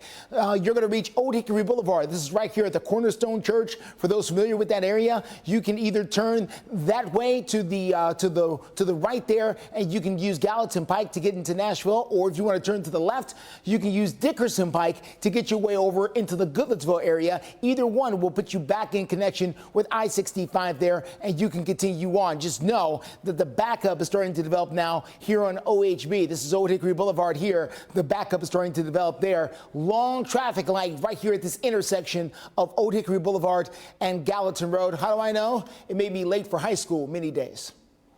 And our time right now is 5:49. Take a look at the forecast here this morning that is putting us into code red for tomorrow. I want to focus on the goodness of today, though, which will be fruitful for everyone when it comes to sunshine. Temperatures in the 80s, low humidity. Yeah, it'll feel sticky at times, but once you get into the 80s, you always have a little bit of that going on before a weather maker, which will arrive overnight tonight into tomorrow. So we'll call it a touch of humidity here this morning. Taking a look at our pollen forecast, really, honestly, one of the better 5-day stretches we've seen in the last couple of weeks. There will be some hints of some sniffles today, Saturday, and Monday, but most of the time, not going to be that hard to manage the allergies. So we get a little bit of a break there. Pollen counts likely going back up next week. Heading to school. First bell, 64 degrees, 82 after school. Temperatures going to be in the 80s for everyone this afternoon. Good deal of sunshine throughout today as well. Wash your weight when it comes to the car. We're talking about it every day this week. You could do it today if you want to. We'll give it a maybe, but that's because storms return after sunset tonight. A few scattered showers and storms tomorrow have us in a code red, mainly from noon through 6 p.m. The chance for wind and hail cannot be ruled out, and some isolated thunderstorms that could develop. I would also wait on Saturday. Not severe weather, but a few more showers and storms will be on the radar for you. Right now, we're looking ahead because a former Laverne police officer fired in the midst of a sex scandal, going on the record now with Fox 17 News. And Ty McGowan says the allegations that cost him his job are false. He's one of 5 officers fired over what the city called inappropriate relationships involving former officer Megan Hall. McGowan stands by his story in spite of an independent investigation that found several questionable text message exchanges between him and Megan Hall. Tonight on Fox 17 News at 9, why Ty McGowan feels like he was treated unfairly. Coming up here on Fox 17 News, during National Police Week, crime-related bills are in the spotlight on our nation's capital. What lawmakers have to say. And too close for comfort. Are back in its place with a free inspection from AFS. For a limited time, get $500 off any repairs when you call or go online today. Thousands of items in stock and ready for free delivery. It's the B.F. Myers Furniture Memorial Day sale, where you can save big during our Flex Steel Factory Authorized sale. Plus 5 years free financing and free delivery. The B.F. Myers Memorial Day sale. Hey there, good morning and welcome into Fox 17 News this morning. We are your live local news source, always here for you through 9 a.m. You're going to notice that the lights on the set today are red. You're going to hear us mention a code red weather alert. It is not for today. As a matter of fact, enjoy today. All right, Greg says we have no real worries for the better part of the day. What we're monitoring in this code red alert is some storms that could fire up overnight and into the early hours of tomorrow. So we'll get you updated on that here in just a couple minutes. Making headlines, though, over in Washington, our nation's capital, House Republicans teeing up several crime-related bills as the president visited Capitol Hill for Police Week. House Republicans right now are debating a series of crime-related bills that would condemn what they call the Democrats' soft-on-crime policies. New data from the FBI shows that more officers have been killed between 2021 and 2023 than in any other consecutive 3-year period in the last 20 years. A D.C. police union rep says legislation is important, but so is sending a strong message that both sides back the blue. Policing has been politicized. All we're trying to do here is go out, find people who violated the law, and bring them into the criminal justice system to be held accountable. In some rare bipartisanship on the House floor, House Republicans, they passed a bill to detain and deport illegal immigrants for attacking cops with the help of 54 Democrats. But this morning it's still unclear if this bill will actually be taken up by the Senate. Hey, check this out. A lightning strike a little too close for comfort. Look across the street from that car. Did you see the flash right there? Surveillance video from the home in this driveway shows the moment lightning hit right next to a home in Spanish Springs, Nevada. This is on the outskirts of Vegas, happening during severe weather Monday night. Experts say if lightning does hit a home, it could very well, and most likely does, jump to the electrical system and cause major damage to your wiring in your home. The chance of lightning striking directly into a house, though, not very high at all. All right, let's get into the breaking news and steer clear traffic right now. Yes, we are following that crash on the north side of town. This is going to be I-65 at Old Hickory Boulevard. We continue to deal with that crash that has shut down the interstate since around 2:45 this morning. One person has lost their life as a result of that crash. Now, cleanup crews are out there now trying to sweep up the debris so they can reopen the interstate because all lanes have been shut down for several hours now. I see Metro Police starting to put away some of their gear, so hopefully they can get the interstate reopened. I saw a tow truck in place so they can try and get the two cars involved out of there as well. Let's take a quick look here at the exit. This is I-65 at Old Hickory Boulevard. They will force you off here at exit 92, and then you'll be forced to take either Dickerson Pike or Gallatin Pike to steer clear. We'll get into details about that coming up in our 6 o'clock hour. And here we are waking up in a code red weather alert, but do not have the bells and whistles going for today. Hey, be all ears for me. You know, if I show you a dog of the day and we're code red, it doesn't mean that today is a day to worry about. So I'm guessing Little Bear and Baby Bear are going, okay, ears are up. Can I go for a walk? Oh, yeah. You definitely can. Angela, love the photos here. I'm told that they love their plush toys and their pup cups, but I mean, that's kind of standard operating procedure. I'm glad they do that. They better like their pup cups. Taking a look here. Good day to go for a walk. A little patchy fog out there this morning. 60 degrees, your temperature at 6 a.m. 61 at 7. We'll keep it in the middle 60s through 9 o'clock. No rain, some sunshine. Summer closed this afternoon. Our first day in the 80s so far this week. How do you share your dog of the day photos? You do what Angela did. You find me on Facebook, meteorologist Greg Bobus. You find the pinned post right there. My little mail carrier doggo, Obi. She'll get me your photos. You can share a little story if you want to. What are they like? Where are you from? Do you have a rescue? How old is your four-legged friend? And we'll share it right here on Fox 17 News this morning. What to wear this morning? Everything summer. You can leave the rain gear at home. We are looking good out the door this morning. Grab the shades and you should be set for the rest of this one. Taking a look at temps that will keep it in the 60s throughout 8 a.m. Coming up in our 6 o'clock half hour that starts about a minute from right now, we will look ahead to why the red lights are on and we are code red. Tomorrow is the day we'll be watching. Greg, thank you. Hey, get this. We're taking you to North Carolina where deputies really had their hands full with a persistent pet. Look at the screen here. They were called to remove a large alligator from a roadway near Wilmington, North Carolina. Not once, twice. A pet, huh? Okay. It happened on a highway near Cape Fear. And while gator wrangling might not exactly be part of the job description here, in Wilmington, North Carolina, the deputies managed it pretty easily here. Neither the gator nor the deputies were hurt in this relocation. You're watching Fox 17 News This Morning, your code red station. We are waking up here in a code red weather alert. We just mentioned that today is great, but we have to look ahead to tomorrow. The possibility of severe weather is not great, but it's there. We'll time it out. Coming up, I'll tell you the latest on what we know so far about the plane that crashed in Williamson County, claiming 3 lives.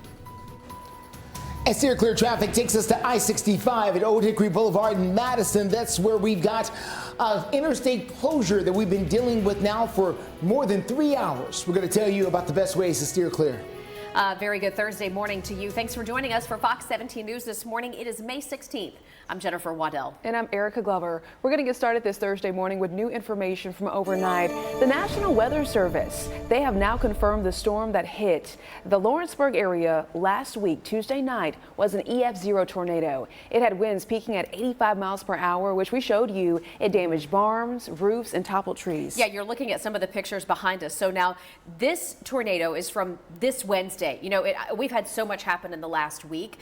We also know that in addition to that EF0 tornado Tuesday night in Lawrence County, we also have an EFZ tornado confirmed in Benton County from last Wednesday. Now, all of this kind of files into the code red weather that we've had for you. We are in a code red weather alert for later tonight and into tomorrow.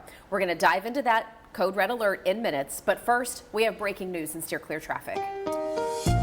We are taking a look from I-65. That is where the Tennessee Highway Patrol confirms that at least one person has died in a crash that happened around 2:45 this morning.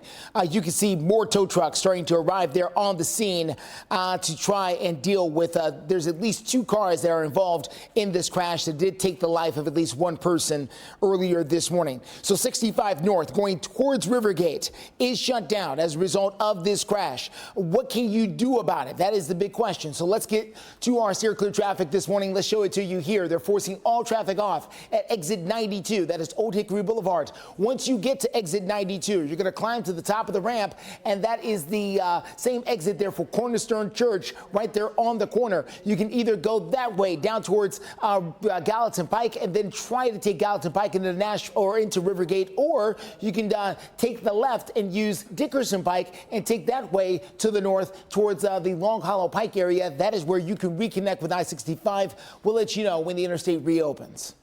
And 6:02 our time, taking a look at why we are in a code red weather alert for tomorrow. The big 3 things to know this morning is the number 1 bullet point. Today looks great. Just enjoy it. Don't worry. Carefree. Sunshine. 80s. Beautiful Thursday. We're in code red for tomorrow. Now, there will be some showers and storms overnight tonight. Those are not our code red weather. But tomorrow, late morning into the afternoon, a few isolated thunderstorms could be on the stronger side. The threats would be wind and hail. They're very small, but they are definitely there. So we'll keep our eyes on that for you. Taking a look at our code red threat level, we had to go into the alert mode.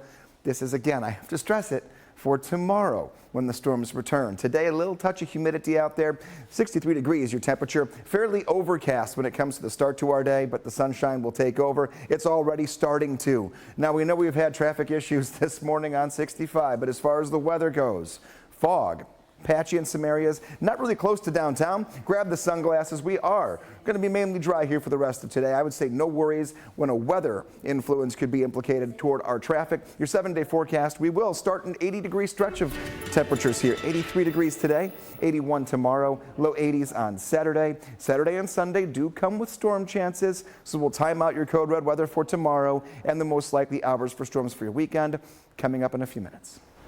Greg, thank you so much. Right now we are sharing some more breaking news update because happening today, the National Transportation Safety Board is going to be in Williamson County to investigate a small plane crash from yesterday. Yeah, in that plane crash, we know 3 people died, and roads in that area are still going to be closed today because we've got crews out there trying to clean up the debris. Plus, the teams that are going to be out there working to reconstruct what led up to this. So let's join Fox 17 News reporter Karen Aguilar right now live in Williamson County with more on what we think happened, at least in what we know so far. Good morning, Karen. Good morning. Officials say the plane was coming from Baton Rouge, Louisiana, intended to go to Louisville, Kentucky, and then broke up in pieces mid-air. The pieces scattered all over past this road behind me in a large debris field. This is as close as we can get, but we did see some deputies of the Williamson County Sheriff's Office making sure no one gets in the debris field to tamper with evidence as officials continue to investigate. In a press conference yesterday, Chief Deputy Mark Elrod with the Williamson County Sheriff's Office says 3 people were inside the plane the time of the crash and they did not survive. We are working to find out the identities of the victims from local authorities, including confirming who the pilot was and their qualifications. The plane is registered to a Dr. Lucius Doucet out of Baton Rouge. NTSB tells me the plane was a Beech V-35 aircraft that crashed around noon yesterday near Bending Chestnut Road and Davis Hollow Road. When responders arrived, they immediately started searching and sizing up the scene to see if there was a possibility of survivors. It was quickly evident that this would be a search and recovery operation, not a search and rescue operation.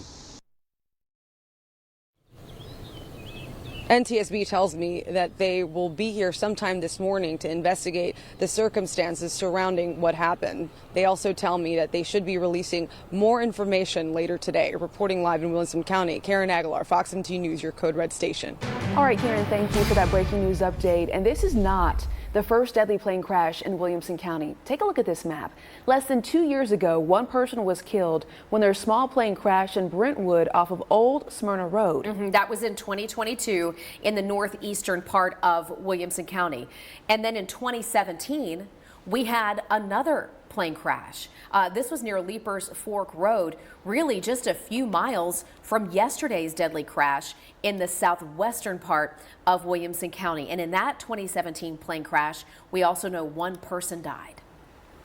An update in Operation Crime and Justice. Police say one victim of a shooting at a Murfreesboro gas station has died, and the second victim is now in the hospital. One man, though, police say is facing charges. All right, Murfreesboro police tell us the shooting happened around 2:30 yesterday afternoon at the 7-Eleven on Joe B. Jackson Parkway, so right in the middle of the afternoon. Police say during an argument, two men in a truck fired shots at two people driving a Mercedes. 26-year-old Juan Charco is now charged with second-degree murder.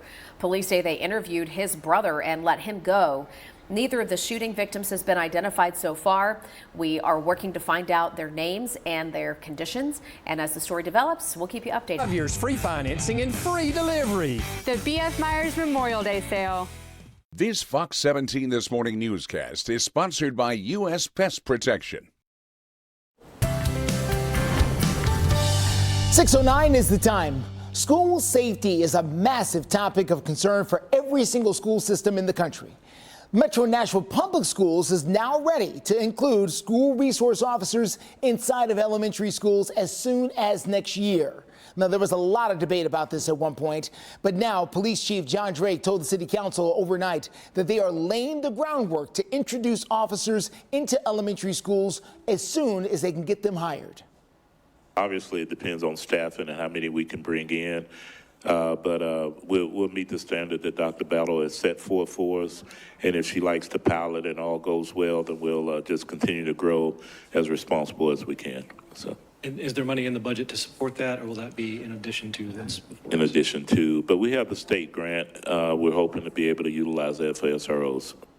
The state grant they're talking about passed the special session just last year, so that money is there and available for the city of Nashville to use. Now, the police chief also says that he wants to build a brand new police precinct very close to the new Nissan Dome Stadium. He says it could be a combination police station and fire station, but admits right now it's just a dream. Well, speaking of Metro Police and Operation Crime and Justice, police say that 5 teenagers ages 13 to 18 are accused of carjacking a woman at gunpoint. Take a look at this video here. This is from the Metro Police helicopter. It says that they were able to track the teens from the Dollar General there on Lafayette Street yesterday in South Nashville, just on the south side of downtown. Police say that in their helicopter, they spotted the teens and followed them all over that particular neighborhood before they were able to take them into custody. 3 guns were taken during that arrest. Police say that the 18-year-old was Kevon Harrison. He was already convicted of auto theft back in February. Harrison is now facing several charges, including carjacking and contributing to the delinquency of a minor. Police have not announced the charges against the other 4 teenagers who were involved. Coming up in your COVID forecast today is fantastic for your Thursday. A live look right there. Nissan Stadium, we had the Titans schedule release yesterday. We'll talk more about that later, and also why we are code red for your Friday coming up in your forecast. Yes, indeed. Plus, steer clear traffic following a tragic situation on 65. This is where one person has died after an overnight crash that has left the interstate closed. They're in Madison. We're going to tell you the best ways to steer clear coming up in a few. Plus, unregulated taxis. Easy Clean. Reynolds Wrap. Get severe tornado warnings first. Download the free Fox 17 Code Red weather app. His Fox 17 This Morning newscast is sponsored by Sarah Chevrolet Buick GMC of Nashville. Steer clear traffic at 6:14. Welcome back, everyone. We are taking a look here at I-65. This is going to be I-65 going north, right at the exit there for Vietnam Veterans Boulevard, or about a mile before that exit. This is in Madison. This is where the interstate has been closed now for several hours. More equipment is arriving now. This is, I would say, at least the 3rd heavy-duty tow truck that we've seen arrive on that scene there on I-65 north as you make your way from Nashville towards Rivergate. All lanes of I-65 are shut down as a result of this crash that took the life of at least one person. We're still waiting for more details on that. So what do you need to know as you get out the door? Well, what you need to know is things are incredibly slow at I-65 at Old Hickory Boulevard here at exit 92. This is the exit. Exit 92, this is Old Hickory Boulevard as you come out of the city going towards Rivergate. So listen, at the top of this ramp, there is a traffic light up there. At that traffic light is where you got to make some decisions that could affect the rest of your morning. Let me show you the decision you're going to have to make. This is right here at the Cornerstone Church. For those familiar with that particular piece of property, very large church sitting there. This is the exit for that church at exit 92. You can either turn to the right, that'll put you on Old Hickory Boulevard and go down to Gallatin Pike. You can take Gallatin Pike north, that'll put you into Rivergate. Or you can take a left, that'll put you down past Cedar Hill Park, down towards Dickerson Pike, and then you can turn onto Dickerson Pike, and that'll take you north into the Goodlettsville area. Either one will help you get past this. We don't know how much longer the interstate is going to be closed. And a look at our code red weather alert. What we're watching is nothing to do with today. Today's fantastic. It's tomorrow. A few scattered showers and storms are going to pop up during the afternoon and evening, and that's the time frame we have to watch where they could be a little bit on the stronger side. We're on the lowest end of the severe scale we could be at, a category 1 out of 5. So it's not a guarantee we get severe weather, but if we do, those are the two things we have to watch out for. Again, tomorrow, afternoon and evening. Today couldn't be much better compared to how we started the week and how we're going to end it.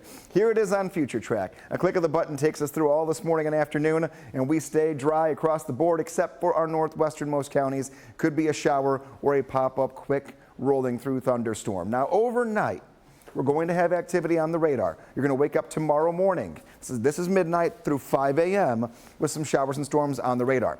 Now, this is not what I'm worried about when it comes to severe weather. We could have some thunder and some lightning, but it really will be late morning into the afternoon when our chance for storms will be there. These are tiny little hit and miss showers and storms, but a few of those, if everything falls into place, could give us some gusty wind or some small size hail. Enjoy today. It'll be in the 80s for the first time this week. Kids getting to school don't need the rain gear this time around. 64 degrees for first bell, 82 degrees after school.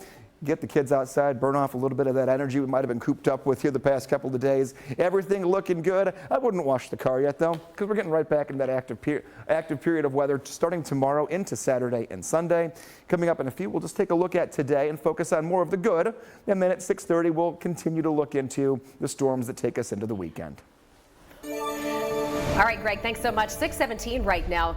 Getting to some headlines this Thursday morning. The Prime Minister of Slovakia is fighting for his life after an assassination attempt. Robert Fico was shot multiple times over at a political event that was taking place yesterday. The 59-year-old has been a divisive leader of the NATO nation. He returned to power last year. He was returning to power on a pro-Russian, anti-American campaign and ended arms deliveries to Ukraine, while other Slovakian leaders called the physical attack on the prime minister an attack on democracy. President Joe Biden also condemned the violence, and NATO's Secretary General said he was, quote, shocked and appalled. Coming back here closer to home, Operation Crime and Justice now in Nashville. Complaints about bogus taxis and therefore bogus drivers, along with some rideshare drivers who are putting customers in danger. People who live and work downtown say they've been the victims. It's so scary, and Clay Bitter right here is an example. He says he plays guitar and sings on clubs on Broadway. Last month, he took what turned out to be a fake taxi and found out he was going to be charged twice the normal amount just a block after being picked up.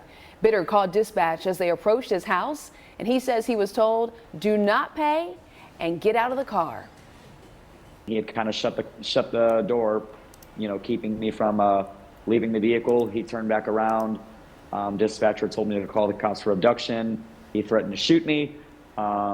Eventually, I ended up paying him so that, I could spare my own life. How crazy. Bitter did file a police report.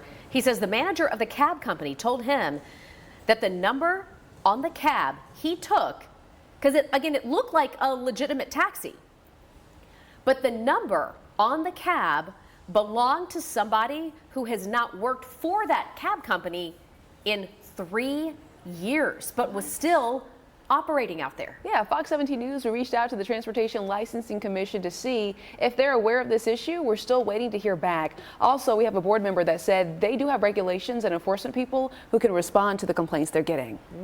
All right, 6:19 right now. Well, we've been waiting all off season, and now we know when and where the Titans are going to play for this 2024 NFL season. Let's dive into the schedule. Titans going to open up The new era under coach Brian Callahan in Chicago, that'll be September 8th. Titans taking on the Bears week 1 for their season opener, and that does include the #1 overall draft pick, QB Caleb Williams. It's going to be a noon kickoff for the opener, and you can watch it, guess what, right here on Fox 17. I'm really excited to see how the Titans fare this year. We've got Will Levis. We've got a lot of new additions to the team. Are you saying that things are looking up?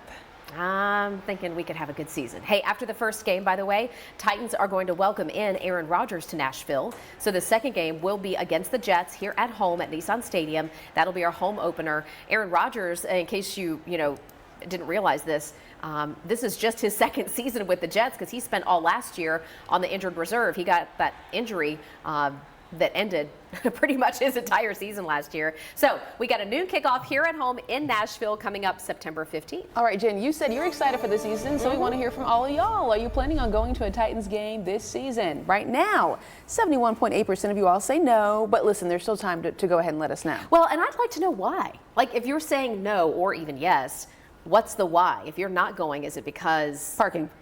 Right? Is it because of maybe you're not a fan of the team? Maybe you just want to sit on your couch? Yeah. Well, hey, you can watch it.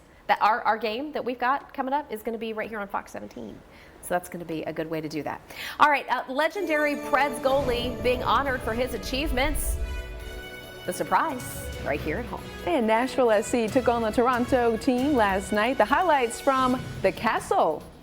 A live look right now from Nashville. You are watching your only live local news source through 9 a.m. We are always here for you from 4 until 9 a.m. We do have the code red weather alert in effect for tomorrow. Prices you love. Max what makes you, you. This Fox 17 This Morning newscast is sponsored by Ponce Law. Welcome into Fox 17 News this morning. It is 6:24 right now. Your getaway forecast for those of you who are getting out of Dodge for the weekend, maybe going somewhere fun, or if you're traveling for business, we've got the forecast now for your morning flights. This is straight from Nashville International Airport. Just 12 flight delays, no cancellations right now. 63 degrees and a little cloudy. It's not stormy, so we shouldn't have any weather impacts here at the airport. Winds right now, well, they don't exist. So a pretty good day to get that flight out, hopefully on time. We'll join Greg here in just a few more minutes for a deeper dive into your forecast. Still clear traffic at 6:24. Let's take a quick look here at the latest involving that interstate closure at I-65 at Old Hickory Boulevard. This is in Madison. This has been the case since around 2:45 this morning. Unfortunately, one person lost their life in an overnight crash, and police have shut down the interstate to conduct an investigation. They're forcing everyone off at exit 92. That's Old Hickory Boulevard. Once you get to the top of the ramp, you got a choice to make. You can either go to the right, that'll take you down to Gallatin Pike, or you go to the left, that'll take you down to Dickerson Pike. Both of them will get you to the I-65 a little bit further down the pike. The good news in all of this is there's no other traffic out there. This is our biggest and only problem.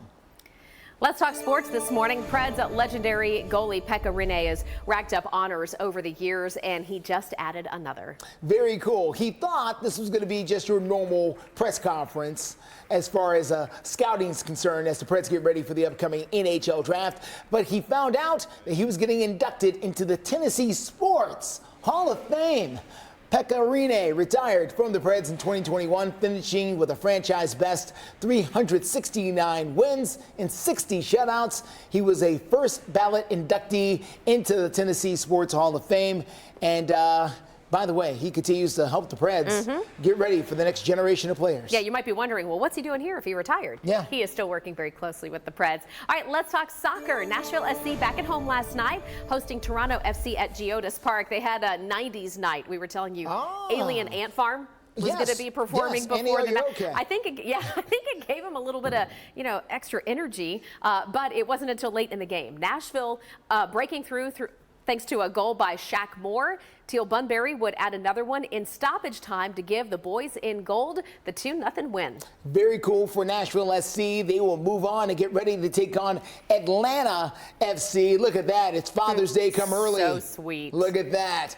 There at Geodis Park. They're going to take on Atlanta FC coming up Saturday at noon over there at Geodis Park. Nothing better than seeing Dad with his kids out there on the field. That's what it's all about. Hey, this morning we're keeping an eye on floodwaters that are still having an impact for many of our communities. Why some are worried? The flooding is going to happen again. Coming up, I'll tell you the latest and what we know.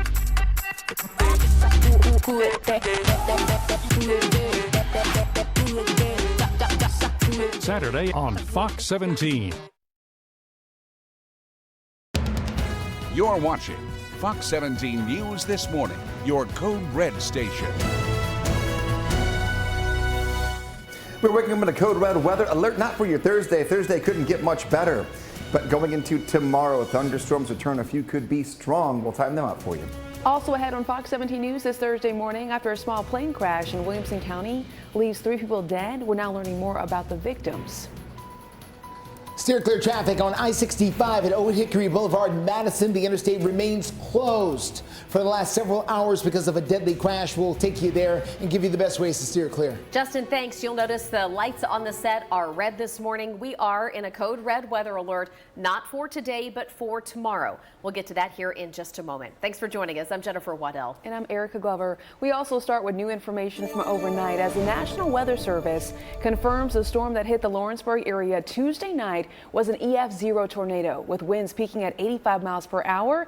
We have some photos right behind us of the damaged barns, the roofs, and the toppled trees. Right. We also have surveyors who went to Benton County and confirmed there another EF0 tornado. That one from last Wednesday.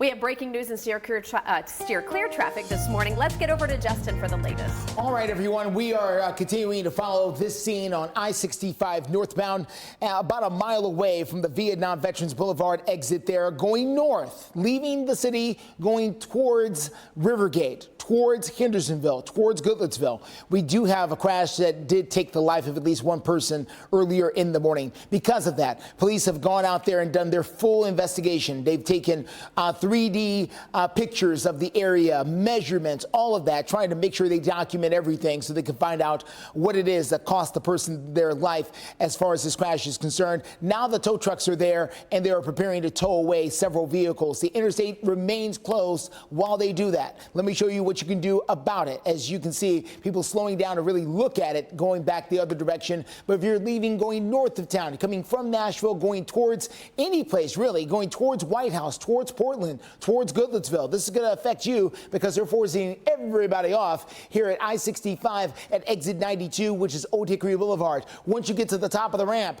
then you got to figure out what you want to do from there. You can either take that right and go towards Gallatin Pike and then take Gallatin Pike into the Rivergate area, or you can take that left. You can go down here past Cedar Hill Park and go down to Dickerson Pike and then take that up towards Hunters Lane High School, which is right about here, and further on into Goodlettsville and go that way. Either one will get you back with I-65 a little further down the line. Both of them are going to be pretty slow as the traffic picks up this morning. And looking at the weather here, waking up this morning, a little fog out there, fairly overcast. Temperatures right side of your screen are in the 50s and 60s, just like the last couple of mornings. Today, we're mainly dry, but you just saw it. We're in a code red weather alert for tomorrow. The chance for showers and storms, especially afternoon and early evening, could give us some damaging wind and some hail that we have to contend with. We're going to watch it carefully, but just know in the meantime, between now and sunset, don't worry about anything happening here. If you're in our northwestern counties, though, we're talking southern Kentucky, there could be a shower or two that develops around dinner time. And then weekend storms, they do take over. We've moved the arrow back to alert mode. Storms do return overnight into tomorrow, but tomorrow really is the time frame of any potential severe weather. Right now we're clocking in at 63 degrees. The overcast sky trying to break way to some sunshine, and it will later on this afternoon. What does this mean for a weather influence towards your traffic? Mainly dry this morning, patchy fog in some areas. Grab the sunglasses for later this morning into the afternoon. No worries weather-wise trying to start our day. We're going to be in the 80s for the first time this week. week. 83 degrees this afternoon. Tomorrow, red box on your Friday, code red weather day. Again, afternoon toward the evening. 81 degrees, 82 on Saturday, 86 on Sunday. Both days of our weekend do come with some showers and storms and some events happening here around town. So we'll kind of piece together the hour-by-hour progression of your weekend in a few minutes. A breaking news update this morning as we have new information on a small plane that crashed yesterday in Williamson County, claiming the lives of 3 people on board. And we've also learned it's not the first time a small plane has crashed in Williamson County. This is the 3rd since 2017. That's right, but the plane yesterday was traveling north from Baton Rouge, Louisiana to Louisville. Now the wreckage landed all the way up in southwest Williamson County. That's about an hour's drive south of Nashville. Right now, Fox 17 News' Karen Aguilar is live near the crash site. And Karen, what do we know so far about the passengers? I know you're continuing to get some more updates. Good morning. None of the passengers have been identified yet, but our hearts go out to their families. What we know so far from officials is that they say that the plane was coming from Baton Rouge, Louisiana, intended to go to Louisville, Kentucky, breaking up into pieces in midair and then crashing past this road behind me in a large debris field. In a press conference yesterday, Chief Deputy Mark Elrod with the Williamson County Sheriff's Office says the 3 people were inside the plane at the time of the crash and didn't survive. So we're working to find out the identities of the victims from local authorities, including confirming who the pilot was and their qualifications. The plane is registered to a Dr. Lucius Doucet out of Baton Rouge. NTSB tells me the plane was a Beech V-35 aircraft. It's small, that crashed around noon yesterday near Bending Chestnut Road and Davis Hollow Road in that large debris field. We're unsure exactly where the crash started or where it ended. It is a large debris field from this crash. So given one specific location, it's throughout this area. It's a pretty large area. NTSB tells me that they will be at the site of the plane crash to investigate more on what happened. And they also tell me that they'll be releasing more information later today. When we have that information, we will bring it to you. Reporting live in Williamson County, Karen Aguilar, Fox 17 News, your Code Red station. Karen, thank you. Continuing coverage now, flood victims from here in the mid-state. You know, this has been part of our Code Red weather coverage over the last week, and we are now hearing from more families impacted. These are families in the Woodbury community of Cannon County. This is just east of Murfreesboro. As you see, we still got inches of mud and dirt. Well, CJ Patterson right here walking our Fox 17 News crew through his home yesterday, showing the destruction left behind after floodwaters poured into his home back on May 9th early that morning. And then across the street, his mom, Lisa, looks at upwards of $100,000 in damage. Now the Pattersons, well, they tell us they want to see changes in their neighborhood. To help stop it, they put some things up there at the end of the road, but I think that actually made it worse. And they dug out the Stones River, and that was supposed to help too. And they said this is the first time we've been flooded in the house, and that's after they did all that. Fox 17 News reporters asked Cannon County Executive Greg Mitchell whether they plan on finding ways to divert water in this area to keep it from happening again. Mitchell tells us they're waiting on storm damage survey results. Another bridge disaster, this time over in Texas. We're going to take you there in a couple of minutes. And we have a new congressional map for one state. Why the Supreme Court is divided on whether this is legal. And listen up, coming up. Why a former Laverne police sergeant is suing the city. Tonight on Fox 17 News at 9. 6:39 your time, and take a look at the forecast, and we are in Code Red for tomorrow. Storms return after one day of some relief, some sunshine, and some 80-degree temperatures. What to wear today? Everything summer. You can leave the rain gear at home, grab the sunglasses, and you'll be set for today. Getting out the door, temperatures not going to catch us off guard by any means. Very similar to the last couple of mornings. You're waking up and you're going to see temperatures that feel very similar to the upper 50s and low 60s, just like yesterday morning. The one thing you'll notice, if you're outside of the downtown area, some patchy fog has crept into a few of our neighborhoods. No dense fog advisories, but a few patches are out there. 64 degrees by 8 a.m., 66 by 9 o'clock. Taking a look here, Future Track takes us through this morning and afternoon. Nothing to worry about, however, in southern Kentucky or northwestern western counties of the viewing area, the chance for a shower or storm starting right around dinner time through midnight. That overspreads through 5 a.m. We're code red for late morning into the afternoon. We could see some strong to severe thunderstorms tomorrow. Small chance, but wind and hail being our two biggest threats. Today's curious question. It is illegal to own just one guinea pig. In what country? Just one. Switzerland, Mexico, Germany, or Egypt? I'll have the answer for you coming up in the next check of the forecast.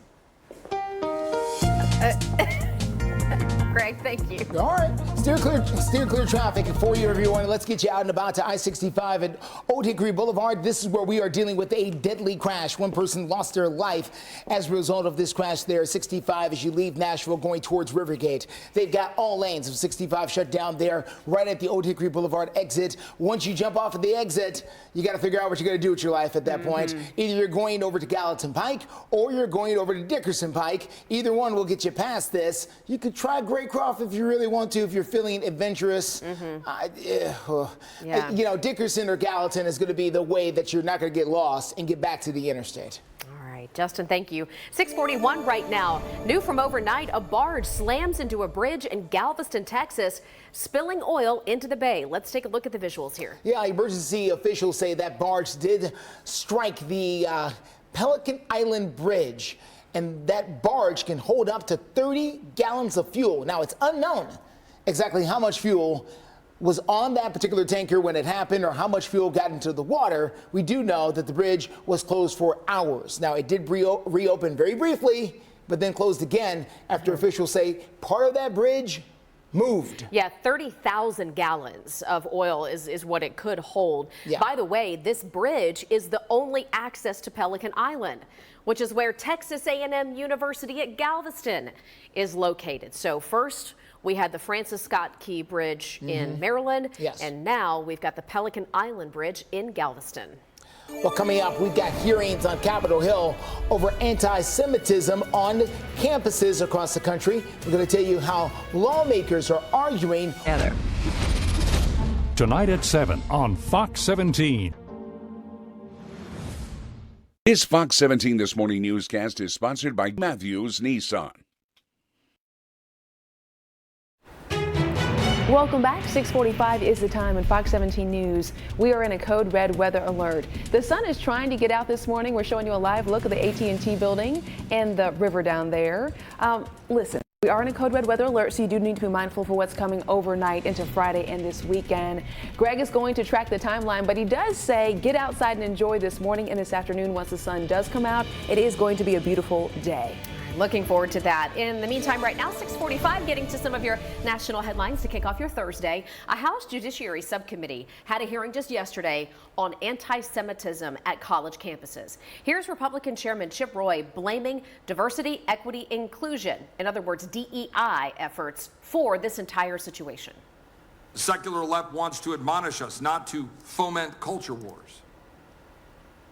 The best way to do that is for these radical progressive Democrats that infest college campuses and leech off of the public dole and the public debt. Well, House Republicans continue to scrutinize universities over how they handle anti-war protests. We have talked about this extensively. Our previous hearing resulted in the resignation of two prominent university presidents. House Democrats, however, say there is no need for more hearings, but action. If you believe that the threats and vitriol that Jewish students face on college campuses is unjust, and that combating anti-Semitism is more than just a convenient talking point in a larger crusade against institutions of higher education, then it's time to move beyond hearings, pointless gestures, and posturing. But Democrats now want Republicans to agree to more money, they say, for civil rights and investigations into instances of anti-Semitism on the campuses, where the Republicans argue it's being allowed. So as you can see, a lot of back and forth here in disagreement over how this should be handled. Well, the Federal Trade Commission wants to focus on filing criminal complaints instead of fines. This is all when it comes to breaking regulations, and that is also what the FTC Chair Lena Khan is suggesting. All right, let's try to dive into here and explain it in simple terms as possible. She filed a complaint to the Department of Justice for comments that the former Pioneer Natural Resources CEO Scott Sheffield made, indicating plans to collude to keep oil prices high. Here she is at a hearing explaining why. We need to make sure that companies and executives aren't just treating fines as a cost of doing business, and that they take seriously the rule of law. Well, I would recommend orange is the new black. If we need to make a point, it would be helpful. He's talking about throwing people in jail. Democratic Congressman Mark Pocan there floating prison time as an idea for violations within the FTC. This comes after the FTC approved a merger between Pioneer, the company I mentioned, and Exxon, but only if Sheffield is not involved. The FTC obtained text messages from a few years ago of Mr. Sheffield talking about ways to limit oil production to keep the prices high. Well, take a look at this. Some Metro school students got some love from the police department's therapy dogs, Bo and Abby. This was yesterday. School resource officers stopped by with the dogs as students and teachers, they got ready for summer break. The department's therapy dogs, we showed you in the past, they do provide emotional support to students in need year-round. That is so cute. That's the Can they come here for a little loving sometime? That's the kind of news we can get behind. We would 100% support that. We keep trying to lobby for efforts to get one of our dogs as a comfort dog on the morning show. Okay. I don't see the big deal. If it's hypoallergenic, think little Obi. Maybe we need this much space. Maybe we need a guinea pig. We'll explain. But we'll just explain it right now. Maybe you need an emotional support guinea pig. Guinea pig. Curious question this morning. In what country is it illegal to own just one guinea pig? Switzerland, Mexico, Germany, or Egypt? Anchor? C. You're going with Germany. Okay, Erica. So my question for starters was, well, why can't you just have one? Is it because they're worried about guinea pigs being lonely? Yes. And Greg said, actually, yes, that's the reason. It's illegal because it's considered animal abuse in the country. Which is so odd to me. I was just curious more about the why. I'm going to guess Switzerland. And you are right, Switzerland. It is illegal to own only one guinea pig. So the guinea pig needs an emotional support guinea pig, or you can't have one at all. Hey, they get lonely. Taking a look here. Maybe you're teeing off later today to go to the golf course. Maybe you're getting a round of 9 or maybe a full 18 in today. This is the best day this week for it. 66 degrees at 9 a.m., 76 degrees at noon, and 81 at 3 p.m. Morning, afternoon, evening tee times all look great. This is the only dry day until Monday in the forecast. So maybe lighten up the barbecue later today. Getting the veggies going. Protein of choice. Taking a look here. We're going to have a forecast here where there will be some clouds that build a little bit through the dinner time hours. But taking a look, forecast 82 at 5, 81 degrees at 6, and 79 degrees at 7. Go for it. Don't have to worry about anything until after sunset for the majority of us. Now, if you are in the Hopkinsville area onto the north and west, you may have a shower or storm that starts to roll in during this time frame. Everyone else does stay dry. We're in code red, but it's not for today. Everything looks good today. It's for tomorrow. Scattered storms begin to move in overnight tonight. There'll be a few tomorrow morning, but we're talking about code red for afternoon and evening. Think peak heating of the day, late morning through around dinner time. That's the best chance to see 1 or 2 stronger storms. Coming up in a few minutes, we'll meet our dog of the day, and then at 7 o'clock, we do get brand new information when it comes to future track and any increase or decrease in our severe threat level. Weather Window, presented by the National Weather Desk. This double rainbow spotted in Montana earlier in the week. The secondary rainbow forms outside the primary one, and the second rainbow's colors are reversed and not as bright as the first rainbow because the light has been refracted twice. Now to the Great Smoky Mountains, where this mama bear and cubs were seen enjoying a spring day. For more content like this, like the National Weather Desk on Facebook. Still clear traffic takes us north of town, I-65 at Old Hickory Boulevard. This is where we continue to deal with a deadly crash investigation that is happening right now, and authorities are on the scene trying to clean up from that. One person has died again in that crash, and that's where they're forcing everyone off at I-65 at Old Hickory Boulevard. This is exit 92 there in Madison. Once you get to the top of the ramp there, you'll have to decide whether or not you want to go to Gallatin Pike or Dickerson Pike there at the top of that ramp. Both now are clogging up. This is Old Hickory Boulevard right here, 45. That's OHB. It's clogged up all the way from Dickerson Pike. This is going to be right here at the at Cedar Hill Park, all the way across to the other side at Gallatin Pike. This is right here at the corner where you've got the, I believe that's a Shell gas station and a Walmart sitting right there at that particular corner. So all of this is clogged up with people right now, and Gallatin itself and Dickerson itself are clogged with people. We got a combination of rush hour and, of course, traffic.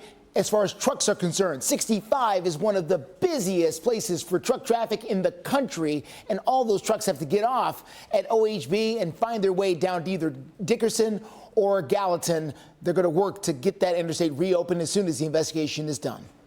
Justin, thank you. Looking ahead now, a former Laverne police officer fired in the middle of a sex scandal is now going on the record with Fox 17 News. Ty McGowan says the allegations that cost him his job are false. He's one of 5 officers fired over what the city calls inappropriate relationships involving former officer Megan Hall. McGowan standing by his story in spite of an independent investigation that found several questionable text message exchanges between him and Megan Hall. There were some pretty explicit text messages between you and Chief Davis talking about those videos and photos. Why say some of those things? I understand what you're saying, and that's a good question, and I'd like to clear that up. Okay, once again, I'm an undercover cop.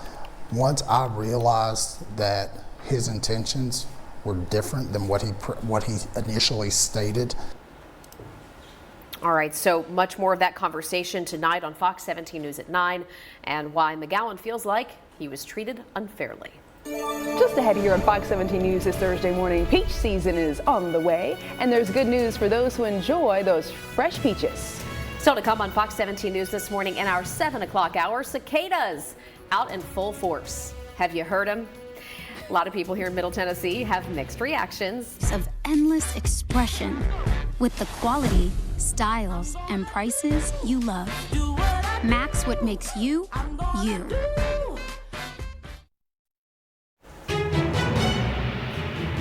Welcome back to Fox 17 News this morning. A live look from downtown Nashville. Cloudy start to your Thursday. It is May 16th. We're going to be tracking your code red weather alert as we get into Friday. The code red's not for today, although you might see a few storms overnight. That's not the main event. Greg will join us again in just a few minutes to give us more details. We have an update this morning out of Baltimore. We understand that a cruise line carrier is set to go ahead and return to business as normal in Baltimore months after that Key Bridge collapse. So right now we're getting some more updates and video looks at that area. Yeah, we are. You know, we were just telling you about the latest bridge collapse where a barge hit the bridge in Galveston, Texas, which also, by the way, is a cruise port.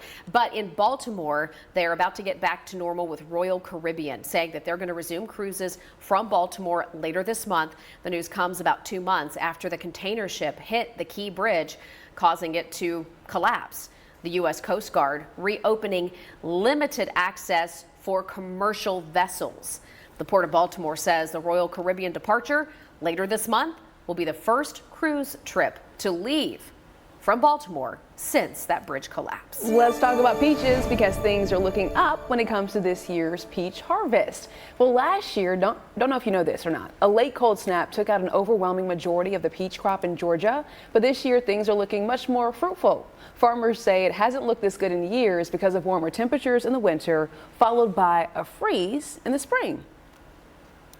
This year, we had plenty of cold weather up until February, and then February stayed cool. We didn't have any of these 80-degree days in February, so peaches kind of stayed dormant. They broke dormancy normally. They didn't come out really early. Like last year, we were probably 2 weeks early because of February being unseasonably warm.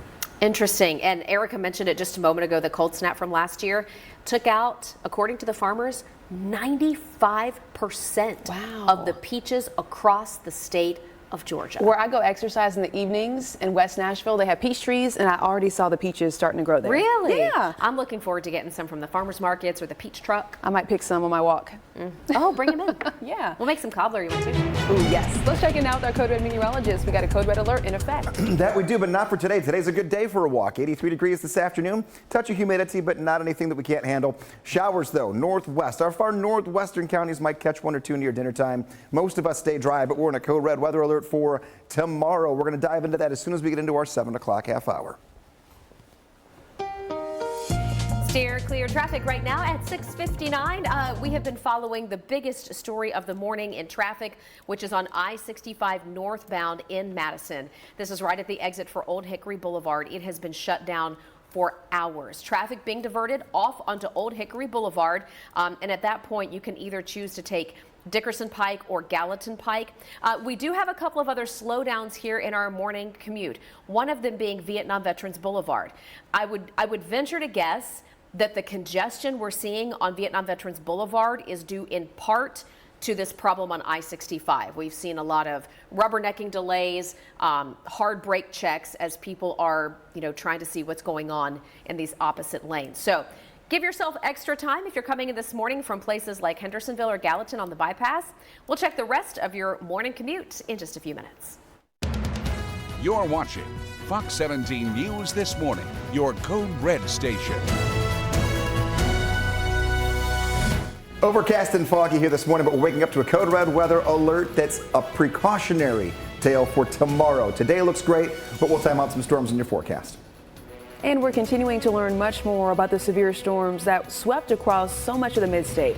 Coming up, we're going to take another look at storm damage in Lawrence County. Coming up, I'll tell you about an Israel summit that has been moved after that summit was canceled due to alleged threats. Thank you so much for waking up with us here on a Thursday morning. For Fox 17 News, I'm Erica Glover. And I'm Jennifer Waddell. Glad to be your live local news source through 9 a.m. Let's get started this hour with the latest in our Code Red weather alert. In effect, Greg, for tomorrow. That it is, not for today by any means. So if you're waking up and you're seeing the red lights and you're seeing code red on your screen, and I've been talking about good weather for Thursday all week, no, that has not changed. Today's great. A little overcast right now. You're going to get some sunshine later on this afternoon. Most of us are dry today. I say most because I'll show you a future track that's updating right now in a couple of minutes that will show us our northwestern counties could have a shower or a weak thunderstorm. Not a guarantee, but it's possible. And then taking a look, we're code red for tomorrow. Overnight tonight, showers and storms return. They'll be here and they'll be kind of frequent on and off for Friday, Saturday, and Sunday. I'm not seeing code red for the weekend, but tomorrow, really small end threat. Really, really, really small. And we're talking about wind and hail as the two things to watch out for, mainly afternoon and early evening. The rain we get overnight tonight, likely not giving much concern for us here. 64 degrees right now, your current temperature. We are overcast. That sunshine will make its way out a little bit later, so grab the shades before you leave. Patchy fog in some areas, mainly away from downtown. We're talking about our upper elevations have the most fog here this morning for us. We're going to stay dry, so I'm going to give it a green light when it comes to the weather influence on traffic this morning. So that means no wet pavement for you. 83 degrees later on this afternoon, first 80 of the week, and the first in a long stretch that takes us into next week. Okay, everyone, here we go. Circular traffic, a situation we've been following since 2:45 this morning. It's about to change in a big way. This is I-65 at Old Hickory Boulevard. This is in Madison at exit 92 for Old Hickory Boulevard. We've got a situation there where they've shut down the interstate for an overnight crash where one person lost their life. Well, now, in the last few seconds, they have started to move the TDOT trucks out of the way and Metro Police out of the way, and we believe they are very close to reopening that interstate with all lanes. What you're seeing right now is the leading edge there with those armada of TDOT trucks and with Metro Police back behind them. Pretty soon, you'll start to see regular, normal traffic. I think they'll open up the exits there as well, so you can start to get by. That's normal traffic there merging on to I-65 there near Old Hickory Boulevard. Let's go in front of it if we can. Here we are at 65 at Vietnam Vets. We'll know before long when we see the normal traffic get up here and go streaming through. As Jen was just talking about, if you were with us a few minutes ago, Jen was saying some of the backup here is because of rubbernecking, and it's showing itself. Listen, you can't do anything about this. These are people slowing down just to look at the accident. Nothing more. Nothing more. Just press the gas. Go. Go. There's nothing holding you up there other than people just being nosy, looking at the crash car next to them. We'll continue to follow this and let you know what we find as this interstate starts to reopen.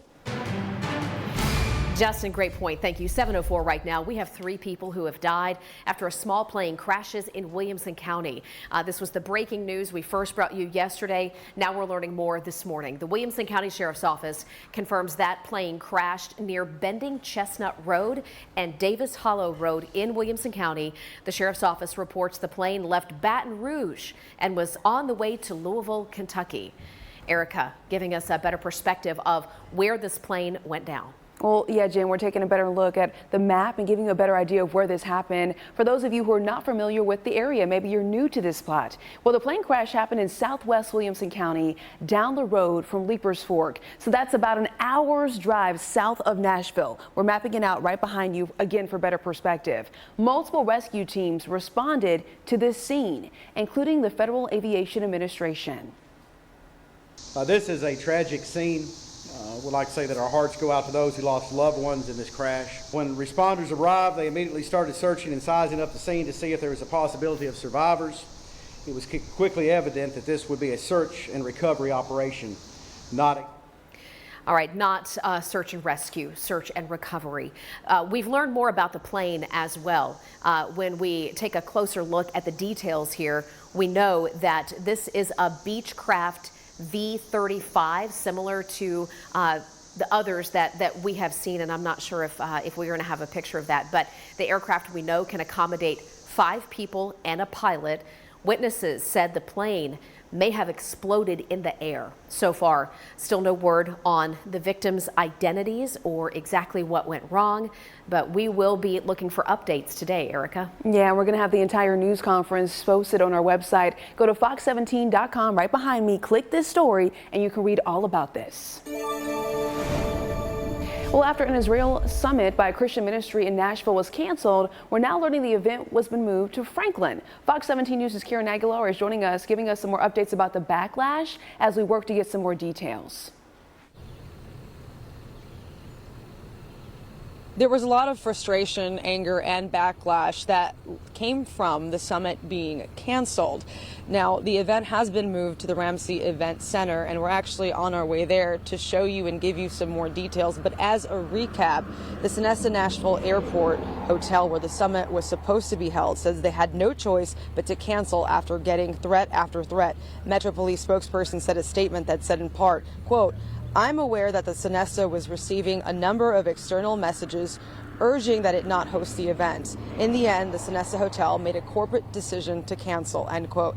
The Jewish Federation of Greater Nashville also provided a statement saying, quote, "The Jewish Federation of Greater Nashville is aware and upset that a local hotel canceled the planned conference scheduled next week featuring a number of Israel speakers as a result of pressure from an organized phone call campaign." Fox 17 News was made aware of this social media post from Palestine Hurrah, a pro-Palestine group urging people to call the hotel to cancel the event. We're trying to get a response from Palestine Hurrah, and we also reached out to the Franklin Police Department to figure out if they are going to have security at the new location and if they have received any complaints of threats, and we haven't heard back yet. Reporting live in Franklin, Karen Aguilar, Fox 17 News, your Code Red station. Karen, thank you. 7:07 is your time right now. Metro Police answering questions from city leaders when it comes to school protection, staffing, and fighting teenage crime. I got veggie drawers full of sewage and swamp water.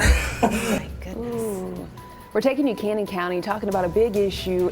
But don't worry, we got this. At AFS, we'll do a home inspection for free. This Fox 17 This Morning newscast is sponsored by Tennessee Home Buyers. 7:10 is the time. School safety is a massive topic of concern for every single school system in the country. Metro Nashville Public Schools are now ready to include school resource officers in elementary school. Up until now, they've only been in middle and high schools. And this could start as soon as next year. There was a lot of debate about this particular issue at one point, but the police chief told the city council just yesterday that they are now laying the groundwork to include officers into elementary schools as we speak. My vision is not there to arrest, because we know that the average kid that's arrested is 7 times more likely to be arrested as an adult. And so that's the last thing that we want to do. But we also want people to know that we love them and they can love us and they can come to us when they have a problem as well. And we don't want to, I've seen in cities where they don't have SROs and things are happening to kids and they're scared to talk to police officers and they're scared to go to them for help. And I know my heart is big for kids, and I don't ever want to lose that dynamic.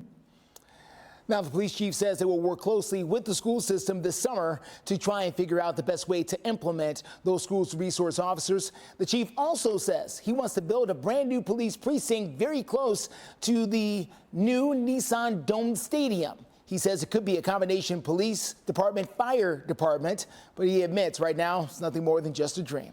It's changed a lot in just a matter of seconds. It's weird how life works. We continue to follow the very latest coming in from Camden County. That's where Mother Nature has been leaving her mark across not just the United States, but right here in Tennessee, as many people are picking up the pieces after a severe storm rocked the mid-state. Let's take a look at the toll of one local resident down there in Camden County who is now facing financial hardships. This is after that powerful storm pushed through, submerging cars into floodwaters and leaving more than a foot of rushing water into their homes. These photos and videos is capturing the moment there. You look at the floodwater still in the drawer of the refrigerator there. This is C.J. Patterson, who walked us through his home there in Woodbury. His mother is also facing about $100,000 worth of damage as a result of floodwaters in her yard as well. The damage is probably 4 times worth the amount the house is worth. We don't know what to do, because if we fix everything and it does it again, then, we don't know what to do. Oh, wow. Just a devastating situation. The Pattersons say that flooding issues have gotten progressively worse over the years, and it was deemed a flood zone back in 2012. Now, Fox 17 News asked the Camden County Executive Greg Mitchell if they plan on finding ways to divert water in this area to stop this from happening again. Mitchell says they are waiting on results from the storm damage survey. Greg? Coming up, Justin, we're going to talk about some code red weather, not for today, for tomorrow. Nothing on the radar to wake up to. Your Thursday looking great, but all eyes ahead to the weekend. Let's take a look at steer clear traffic. The interstate's finally reopened there on the north side at 65 at Vietnam Vets. Could still be a slow go. We're going to tell you the best way to deal with it coming up in a few. Look, we all get it. I'm hungry, you hungry. Crystal open late night. Love each other. Let's all dance with each other. Let's all celebrate that Crystal is open late night. Hey there, good morning, and welcome back into Fox 17 News this morning. It is 7:15. We have some new information this morning as the National Weather Service is confirming the storm that hit Lawrenceburg, Tennessee this Tuesday turned out to be an EF0 tornado. Winds peaking at about 85 miles per hour. What you're looking at here behind me is damage from that storm. The wind strong enough to level barns, rip off roofs, topple a lot of trees out there. Surveyors also now confirming overnight that in Benton County last Wednesday, they had an EF0 tornado there. We're going to talk to Greg now about the tornado count. We are up to, Greg, at last check, 10 confirmed tornadoes in the mid-state over the last week. 10 confirmations here. Yeah, that was the 8th into the 9th. And then, as you mentioned, the one that was from 2 days ago in Lawrence County. So over the course of the last 8-9 days, we've had 11 tornadoes touch down in the viewing area. And now our next weather maker is a continued stormy pattern that arrives again, or I should say at this point returns again overnight into tomorrow. We're code red for your Friday. Scattered showers and storms, mainly afternoon and evening when they could be stronger. However, we're going to get rain before that. Rain will start overnight and into tomorrow morning. It is just the afternoon hours when we could see the potential for stronger to severe weather. Wind and hail, the two threats, very small on the scale. We're at a category 1 out of 5 when it comes to our severe weather threats. And if you wake up with us most mornings, you know the lower the number, the better we look. Taking a look, 64 degrees right now. A lot of the beer trucks unloading here for what's probably going to be a fairly decently busy weekend there on Lower Broadway. Taking a look, visibility tracker, very similar to yesterday morning.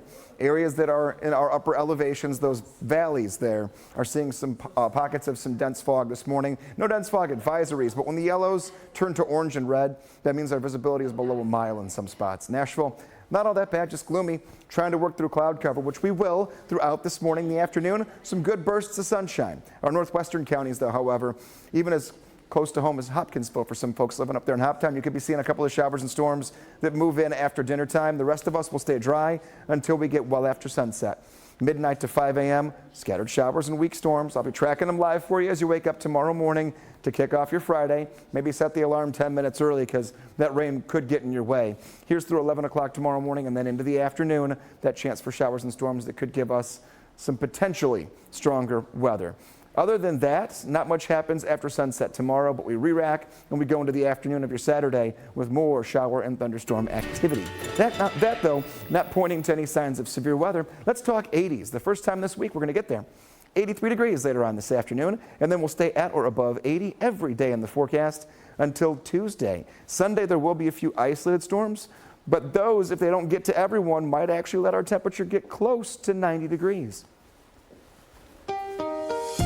Still clear traffic takes us to the north side of town. This is going to be I-65 at Vietnam Veterans Boulevard there at Rivergate. We've been watching this scene all morning. This is unfortunately when one person died after an overnight crash. It happened here, had the interstate shut down for hours. They've been able to reopen the interstate so traffic can get by, but you're still dealing with some slowdowns here as people just slow down to take a look at that particular crash as they drive by, but no longer near as big of a concern as what we were looking at earlier in the morning. That is great news. Still dealing with typical traffic coming in from I-24 at Waldron Road from Rutherford County. You can see there the traffic is bumper to bumper, and so are the drive times. 47 minutes coming in from Mount Juliet, 71 minutes as you make that drive in from Murfreesboro.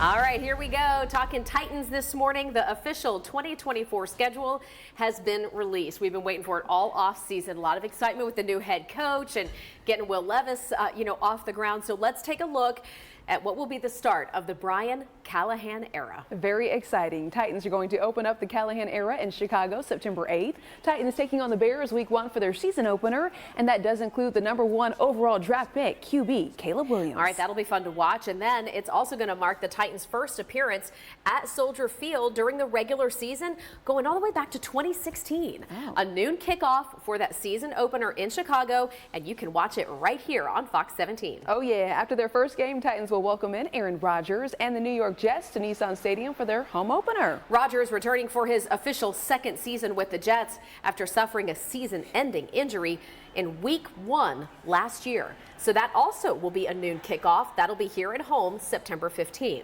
Mark your calendars, because after that, we understand Titans are going to host the Green Bay week 3, and then their one and only primetime game is going to be a rematch of last year's game against the Miami Dolphins for week 4. Take a look at week 5. That is going to be the Titans bye week. That looks to be October 6th. And then after the bye, here we go for the second half. Titans open up division play against the Colts, then off to Buffalo and Detroit. Titans will host New England the first weekend of November, and then we'll be in LA against the Chargers. Yeah, Titans will then host the Vikings. That's November 17th. Then they're going to be on the road at Houston and in Washington. Back at home, though, December 8th and the 15th. And then on the road for 2 more division games before they close out the regular season against Houston at home. Overall takeaways here for this new season. Sorry, we're having technical difficulties there. We got 9 road games, 8 home games, 1 primetime matchup. It's going to be an exciting start to a new era here in Nashville. All right, so that all leads to our question right here on our Fox account, Fox X. We want to know what you think about this. That's what we're asking. Are you going to be attending any of the Titans games this season? All right, 70.8% of you all say no. You're not going to be attending any of the games, but you can still let us know what you think. Maybe you just heard the entire schedule and you're thinking, you know what, I am going to get out there to a game. Scan the QR code right there. It'll take you straight to the link to let us know. Hey, it's 7:21 right now. Happy Thursday to you. We are monitoring a code red weather alert in effect for tomorrow. Steven Sanchez, Coin, Better Than Ezra, and many more. On sale now at pilgrimagefestival.com. 7:24 is the time, and right now we are following breaking news regarding former President Donald Trump. He is returning to the courtroom today. We're continuing to follow his criminal hush money trial. In fact, we're going to show you a live look over in Manhattan. We're working on getting that shot up. We understand the defense is going to resume its lengthy cross-examination of Trump's former lawyer, Michael Cohen. That is set for today. Previously, though, Cohen was told, or has told the jury, about his role in arranging hush money payments for Stormy Daniels and model Karen McDougal on Trump's behalf. He's talked about this extensively. He is reportedly, though, the prosecution's final witness. Trump has pleaded not guilty to 34 felony counts of falsifying business records. We're going to continue working on getting that shot up and give you some live looks on what's happening over in New York City. We'll have some more updates about Michael Cohen and what he has to say to the jury throughout the rest of this morning. And taking a look at our forecast here, I want to compare just the next couple of days to the month so far. Let's talk about temperature first. Today gets back to near 80 degrees, if not above for most of us. And every orange box here so far this month has been a day at or above the average high temperature. That's almost every day so far. Today's going to make it only 2 days so far this month where we had temperatures that did not make it to or above the average high. We've also been really rainy. Obviously, last week we put down several inches worth of rain. In Nashville, we've had 4.78 inches of rain. That's more than 2 inches above the average through this time of the month. And we do have more rain coming our way tomorrow, Saturday, and Sunday. How much? Well, radar estimates here, if the forecast holds, could give us 1 to 2 inches of rain tomorrow into Saturday. A little bit of that will be on Sunday as well, but most of this is going to be Friday into Saturday. Coming up when we get into our 7:30 half hour, we'll take a look at future track. We'll time out the rain for tomorrow. We'll also see why we're code red, the specific hours of Friday, and the threats we have to face going into the end of our week. Greg, thank you. Traveling for Memorial Day activities, we're going to talk about the cost of gas so that you're in the know before you hit the road. Well, Tennesseans saw another break at the pump this week with the state gas price average dropping 8 cents over where it was last week. Now, the Tennessee gas price average is around $3.23, which is a little bit less expensive than where we were about a month ago. And most Tennesseans expected to travel by car to their Memorial Day destinations. Think about all the people driving down to the beach, right? Going down to the Gulf. And that is going to be the second highest number of cars traveling, looking back to 2005. That's what AAA is predicting. So if you want to save a little money, the best way for you to do that is by checking out our website, the Fox 17 Fuel Gauge. That is where you can find the cheapest gas prices around. Just go to fox17.com. Been there for years. Click on the fuel gauge, and it'll take you around to where you can find some of the lower prices. And yeah, a lot of them are much lower than the $3.23. Sam's Club, you need a membership now. Right. So, you got to pay for all that. But if you want something regular, there we go. Mavco, no membership needed there. $2.95 for That's that. over in Antioch. I saw $2.97 over in Hermitage. All right, praying for a miracle right now. We have the latest updates on the Rutherford County boy injured in last week's storms. Plus, we're watching your steer clear traffic at Bradley Parkway at I-65 where they continue to pick up cones from our overnight construction. 9 meal deals. Incredible price, irresistible taste. This Fox 17 This Morning newscast is sponsored by Ponce Law. You're watching Fox 17 News This Morning, your Code Red station. This morning we're in a code red weather alert for Friday. Showers and thunderstorms return overnight tonight into tomorrow, and some could be on the strong to severe side. We'll talk about how great today is compared to our Code Red Friday. We're still following that situation north of town, 65 at Vietnam Veterans Boulevard in Rivergate. This crash had the interstate shut down for hours. We'll give you the latest. And a trip to the 7-Eleven turning deadly after a shootout in Murfreesboro. What investigators have revealed so far this Thursday. Thank you so much for joining us here on a busy Thursday morning on Fox 17 News. I'm Erica Glover. I'm Jennifer Waddell. We are your live local news source through 9 a.m. and we have a code red weather alert now in effect for Friday. And listen, I know it has been a rough couple of weeks with code red alerts. We've had now 10 tornadoes confirmed just here in the mid-state over the last week. So let's talk to Greg now. We're going to calm any fears you might have and make sure that you are aware and prepared and not scared as we get into Friday. Yeah, it's for tomorrow, and a very good point. Nothing to worry about today. Honestly, grab the golf clubs, get the meat for the grill later. Maybe you want to go for a walk outside. Today's perfect. Now, a little gloomy right now, so you wouldn't think so. So when you see the red lights and the gloominess outside, it's very easy to think, ooh, the code red's for today. It's not. Here's what's new as you wake up this morning. Highs back into the 80s this afternoon. Warmest day of the week. Most of us will stay dry for today. Great change from the past several days as well. A few of us, which we'll look at on future track, in our northwestern counties might have a stray shower or quick firing storm very late. We're talking around dinner time today. But most of us will stay dry till well after sunset. The code red weather is for tomorrow. Showers and storms. Very low threat. Category 1 out of 5. Lowest level we can be at. But it's for all of Middle Tennessee and Southern Kentucky going into tomorrow. What are our threats? We're watching out for wind, hail, and spot flooding. What is spot flooding? Flooding in individual little spots that have had the standing water over the last week. Tornadoes, not worried about it. And the wind and hail threat are also very low. Indicators overnight showing us that our severe threat's actually gone down a little bit since you went to bed. However, Sun is up, not doing much. Taking a look here at a fairly overcast sky for now. Here's the rest of today. You'll see some flashes of sunshine, especially into this afternoon. And there's that chance for an isolated shower or weak storm in our northwestern counties, mainly in southern Kentucky, 4 o'clock through 7 p.m. We will be at 83 degrees today. We're going to work you through your code red weather tomorrow and then take you into a fairly active but not washed out weekend as well. Still clear traffic at I-65 at Vietnam Veterans Boulevard there on the north side. You can see traffic now getting by at the same area where the interstate was closed for several hours earlier this morning due to a deadly crash. Authorities are still there finishing up their investigation, but the good news, if there is any, is that all the lanes are now open there on that north side, so you can get by going north, leaving Nashville, going towards Rivergate after this area was shut down for over 3 hours. We're taking a look at your overall drive times right now. 51 minutes in. Coming in from Hendersonville, a bit of a slow go down Vietnam Veterans Boulevard. 75 minutes coming in from Murfreesboro. 62 minutes coming in from Spring Hill and Murray County. We'll continue to watch the roads for you.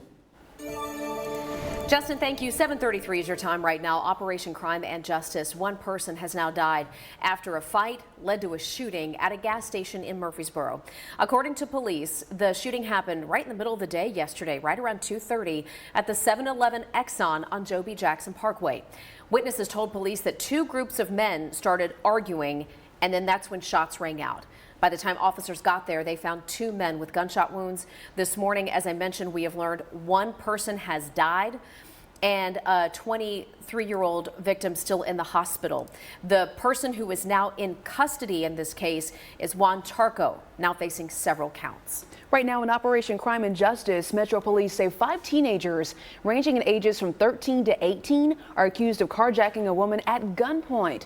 Now we understand, according to police, that it happened at the Dollar General on Lafayette Street. This was yesterday. Metro Police using their helicopter, spotting the teens pretty quickly, all 5 taken into custody. We're told that the police also found 3 guns when they finally got the car pulled over and arrested. Kevon Harrison, the 18-year-old who was in this car, had a rap sheet, convicted of stealing another car back in February. Now facing several more charges, including carjacking and contributing to the delinquency of a minor. As Erica mentioned, the youngest teenager involved here is just 13 years old. We'll continue to monitor the developments here for you live through 9. We're also following health news this Thursday morning with continuing coverage. Ascension hospitals and medical facilities across the country are still dealing with the online security breach. Happening right here in Middle Tennessee with a lot of impacts and forcing some locations to have to divert ambulances. And there may be delays when it comes to non-critical procedures, tests, and appointments. Fox 17 News' Peyton Muse is joining us live right outside of the Midtown Ascension St. Thomas Hospital with another update. Yeah, good morning, Jen and Erica. So Ascension says it noticed weird activity on its network, and turns out it was a ransomware attack. And how that works and what that means is cyber criminals blocked access to Ascension's computer systems and shut that down until a ransom and money was paid. And the way that they asked for the money is through Bitcoin because it's more difficult to track. And Ascension says hospitals and medical clinics in their network, some of them cannot access electronic medical records. Some of their phone systems were shut down, but we're told that those are back up and running. And software to order tests, procedures, and medications are put on a hold right now. Retired FBI agent Scott Augenbaum says cybercriminals are targeting healthcare organizations because they have patient-sensitive information. Name, date of birth, social security number, a lot of times bank account information, credit card information, and even sensitive healthcare records. Once that information is extracted from the healthcare organizations, it's sold on the dark web, and these cyber criminals are able to commit financial fraud against the patients. Now, Ascension says that safety and caring for their patients is a top priority, and for the patients that are concerned, about their personal information being taken. Ascension is investigating with the help of law enforcement, the FBI, and other agencies. They're all on top of this. Now, the retired FBI agent says that this is preventable, and the way to do that is to implement two-factor authentication and to warn both patients and employees here. Double check your emails, the links in there before clicking on anything. Reporting live in Midtown, Peyton Muse, Fox 17 News, your Code Red station. Did you guys have a sexual relationship? That's false. That's completely fabricated.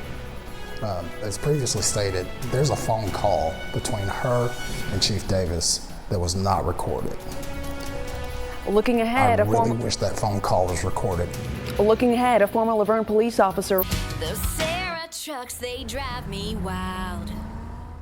This Fox 17 This Morning newscast is sponsored by Southeast Financial Credit Union.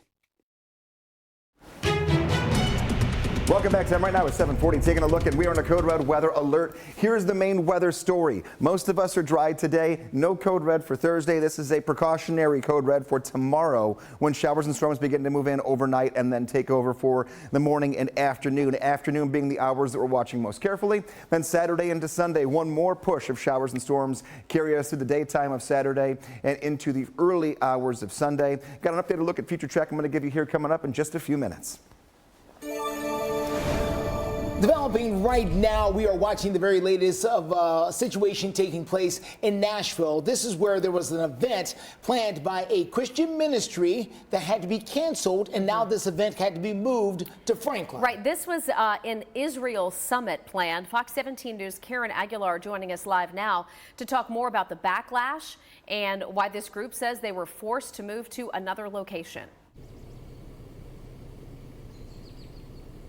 Good morning. The Christian ministry supporting Israel is furious over the cancellation of the event. This comes as tensions continue in Gaza over the war between Israel and Hamas. Now, this is as close as we can get to the new location, but that new location has been moved to the Ramsey Event Center here in Franklin, and we are working to get comment from the organizers. But as a recap, the Sonesta Nashville Airport Hotel, where the summit was supposed to be held, says they had no choice but to cancel after getting threat after threat. A Metro Police spokesperson sent a statement that said in part, quote, "I'm aware that the Sonesta was receiving a number of external messages urging that it not host the event. In the end, the Sonesta Hotel made a corporate decision to cancel." The Jewish Federation of Greater Nashville also provided a statement saying, quote, "The Jewish Federation of Greater Nashville is aware and upset that a local hotel canceled a planned conference scheduled next week featuring a number of Israeli speakers as a result of pressure from an organized phone call campaign." Palestine Hurrah, a pro-Palestine group, called people to tell them to cancel the event at the hotel. We are trying to get a response from Palestine Hurrah, and we also reached out to Franklin PD to figure out if they are going to have extra security or if they have received any complaints of threats as of yet, and we're still waiting to hear back. Reporting live in Franklin, Karen Aguilar, Fox 17 News, your Code Red station.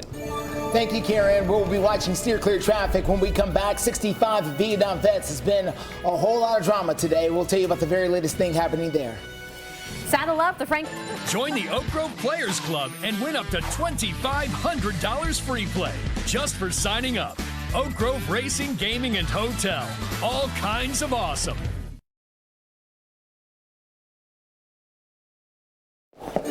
Welcome back to Fox 17 News this morning. We just had a Get it together. quite the experience during the commercial break, and I think you can probably see why. The Franklin Rodeo going down at the Williamson County Ag Expo Park, bringing more than 18,000 people in. And we have a trick roper here this morning who put his skills on display during the commercial break. I think our heart rate is still going.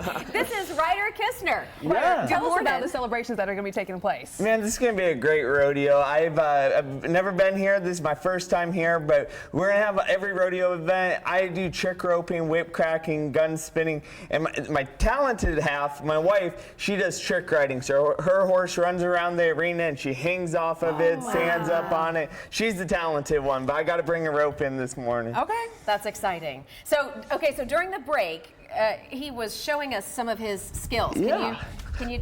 Oh, okay. Okay. All right. Look out now. Watch out. Watch out.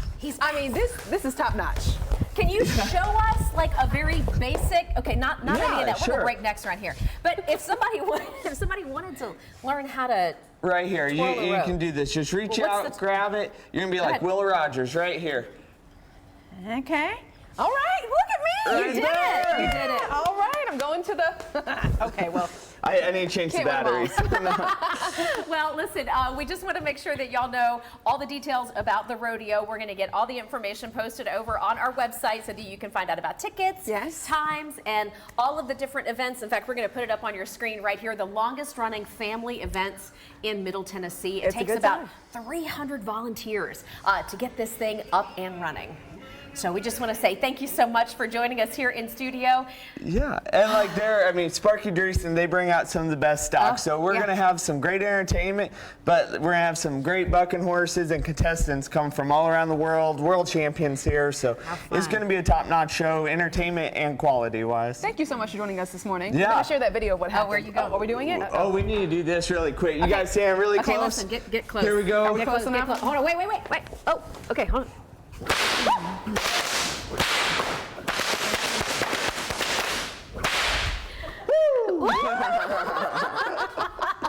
Well, that's a first. Thank you. Over to Greg. See you guys. I think my ears are ringing. Very rarely am I kept speechless in the studio, but today's one of those days. Did not see that one coming. And also, you might be waking up and going, why are the lights red? I didn't see that coming either. It's because we have you covered for tomorrow.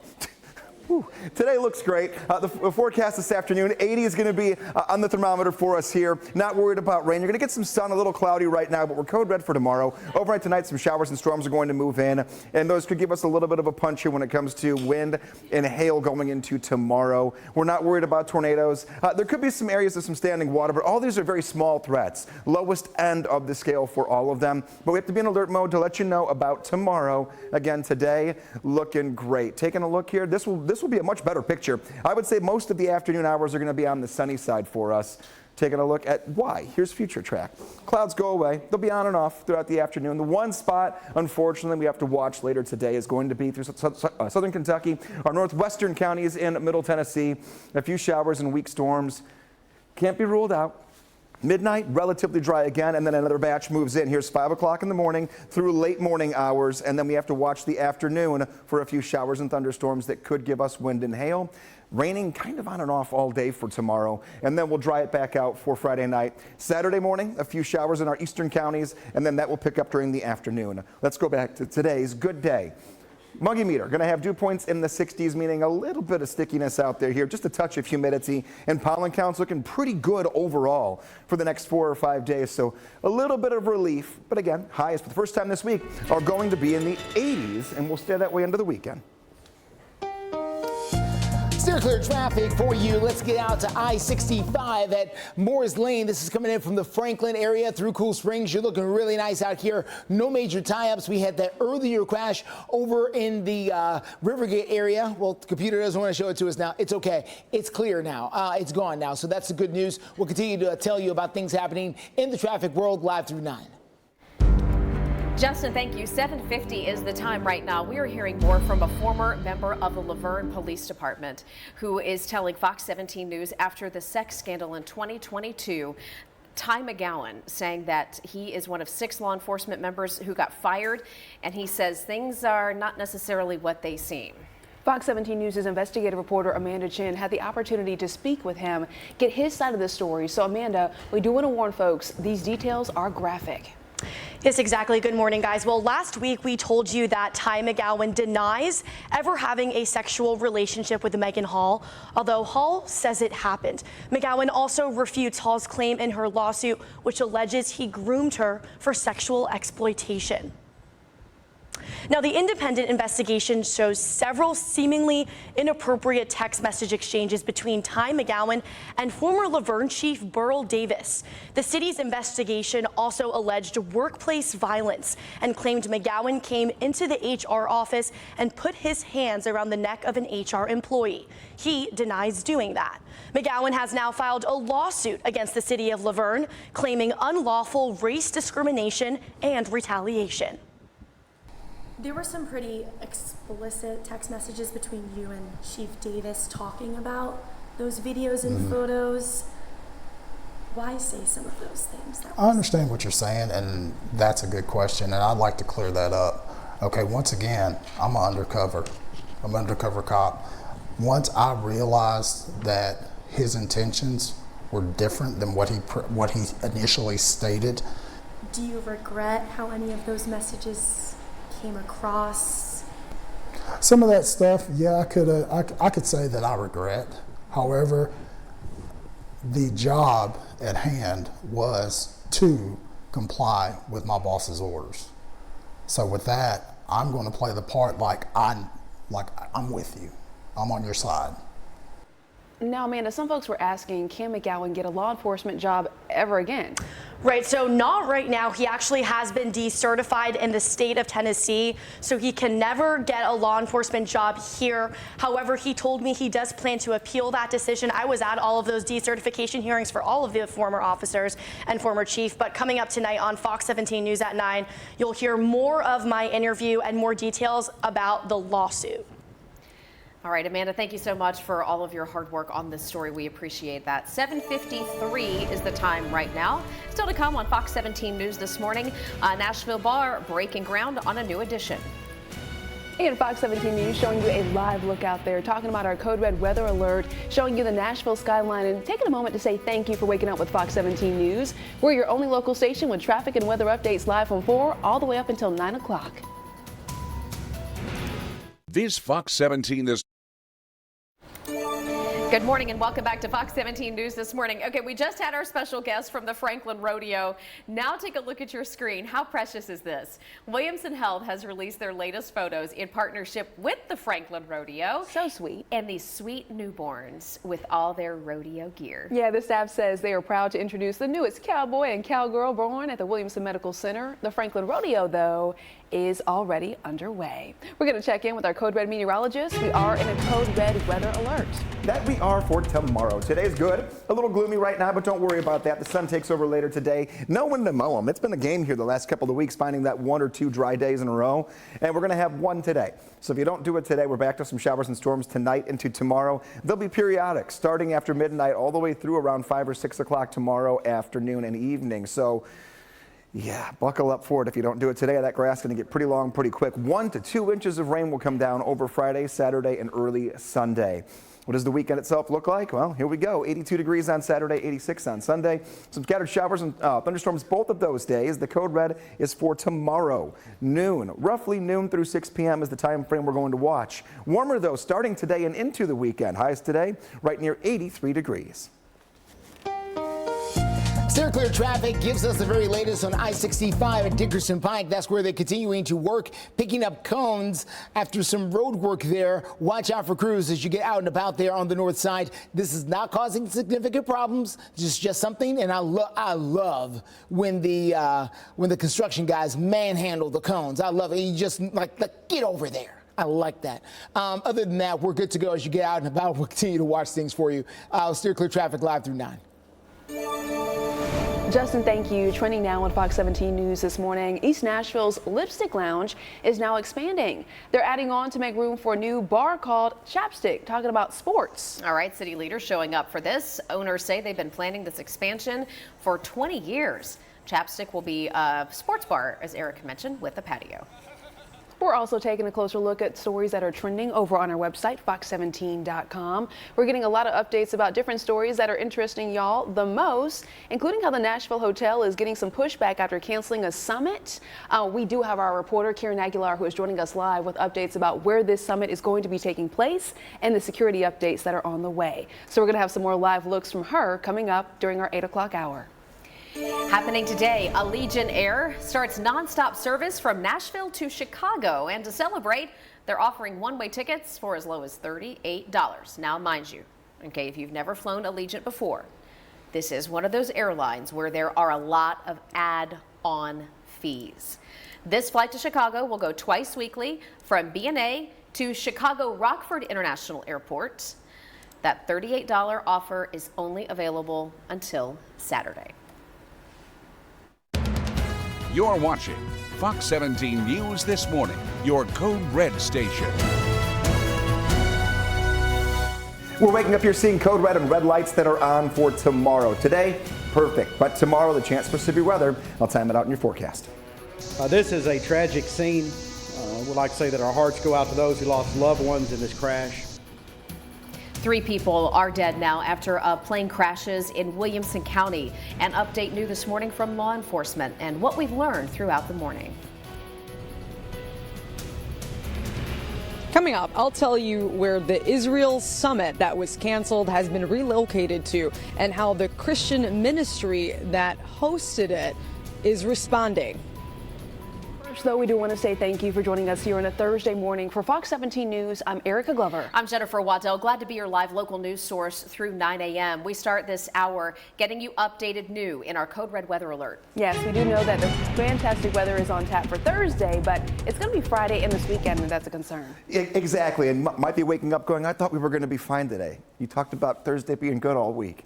It will be good today. So here's what's new as we're waking up and getting this Thursday started. Highs back in the 80s today all the way through the weekend and beyond. Most of us will stay dry today with not a care in the world, and the clouds go away for the afternoon. They'll be on and off with tons of sunshine loaded in here from noon to around 6 o'clock. Code red weather is for tomorrow. Showers and storms take over late tonight into tomorrow morning and afternoon. We have to watch, especially late morning into the afternoon hours, for any potential severe weather. Here's our outlook for tomorrow. We're to category 1 out of 5, a marginal risk. Lower the number, the better we are in terms of the number of storms we'll see. So not a ton. 1 or 2, though, could get stronger for hail and wind. Those are the 2 things we're watching. Very similar setup to 2 days ago, but not quite as widespread in terms of who sees the rain and how frequently we will for your Friday.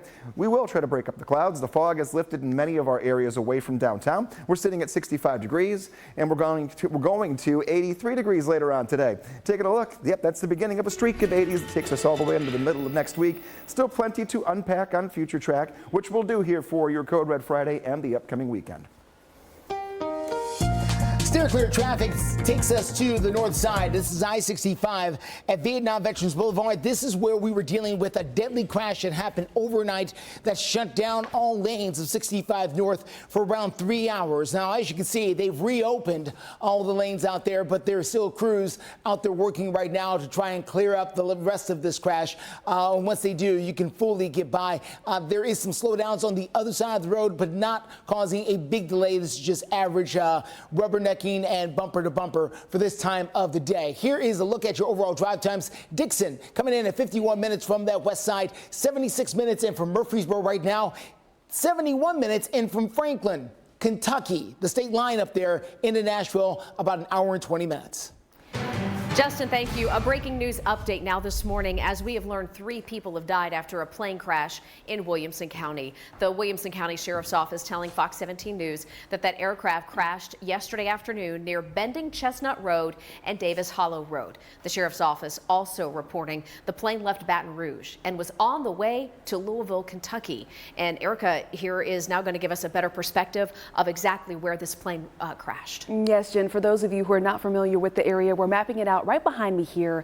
The plane crash happened in southwest Williamson County down the road from Leaper's Fork. So putting that in perspective, it's just more than 30 miles from Nashville to the crash site. I'm mapping it out, drawing a line to give you more areas here where you need to keep in mind where this happened, about an hour or so drive from Nashville. Multiple rescue teams, though, responded to the scene, including the Federal Aviation Administration. This is a tragic scene. We'd like to say that our hearts go out to those who lost loved ones in this crash. When responders arrived, they immediately started searching and sizing up the scene to see if there was a possibility of survivors. It was quickly evident that this would be a search and recovery operation, not... Okay, so what he was saying, and that got cut off, search and recovery, not search and rescue. The plane that is involved here, we're told, is a Beechcraft V-35. The aircraft can accommodate 5 passengers and the pilot. Witnesses said the plane might have exploded in the air, so not necessarily that it, crashed on the ground. There may have been some kind of mid-air explosion. So far, we have not received official word on the victims or exactly what went wrong on that plane. Yeah, we are continuing to get some more updates. If you want to watch the entire news conference, just go to our website. It's right behind me here, fox17.com, and click on this story. And getting you new information this morning, as the National Weather Service has now confirmed, the storm that hit Lawrenceburg was an EF0 tornado. This happened just this week. Winds of 85 miles an hour, strong enough to do damage that you're seeing right here behind me. It leveled barns. Surveyors now also confirming an EF0 tornado hit Benton County last Wednesday. After an Israel summit by a Christian ministry in Nashville was canceled, we do understand the event has now been moved to Franklin. Fox 17 News' Karen Aguilar is telling us more about the backlash and what's next. Good morning. The Christian ministry that was hosting it is furious. They were really hoping to have that summit, but that summit has now been moved right here behind me to the Ramsey Event Center in Franklin. We're working to get comment from the organizers on why they decided to hold it there and if they have any fear of potential threats. We haven't heard back yet. We're just waiting. As a recap, the Sonesta Nashville Airport Hotel, where the summit was supposed to be held, says they had no choice but to cancel after getting threat after threat. A Metro Police spokesperson sent a statement that said in part, quote, "I am aware that the Sonesta was receiving a number of external messages urging that it not host the event. In the end, the Sonesta Hotel made a corporate decision to cancel."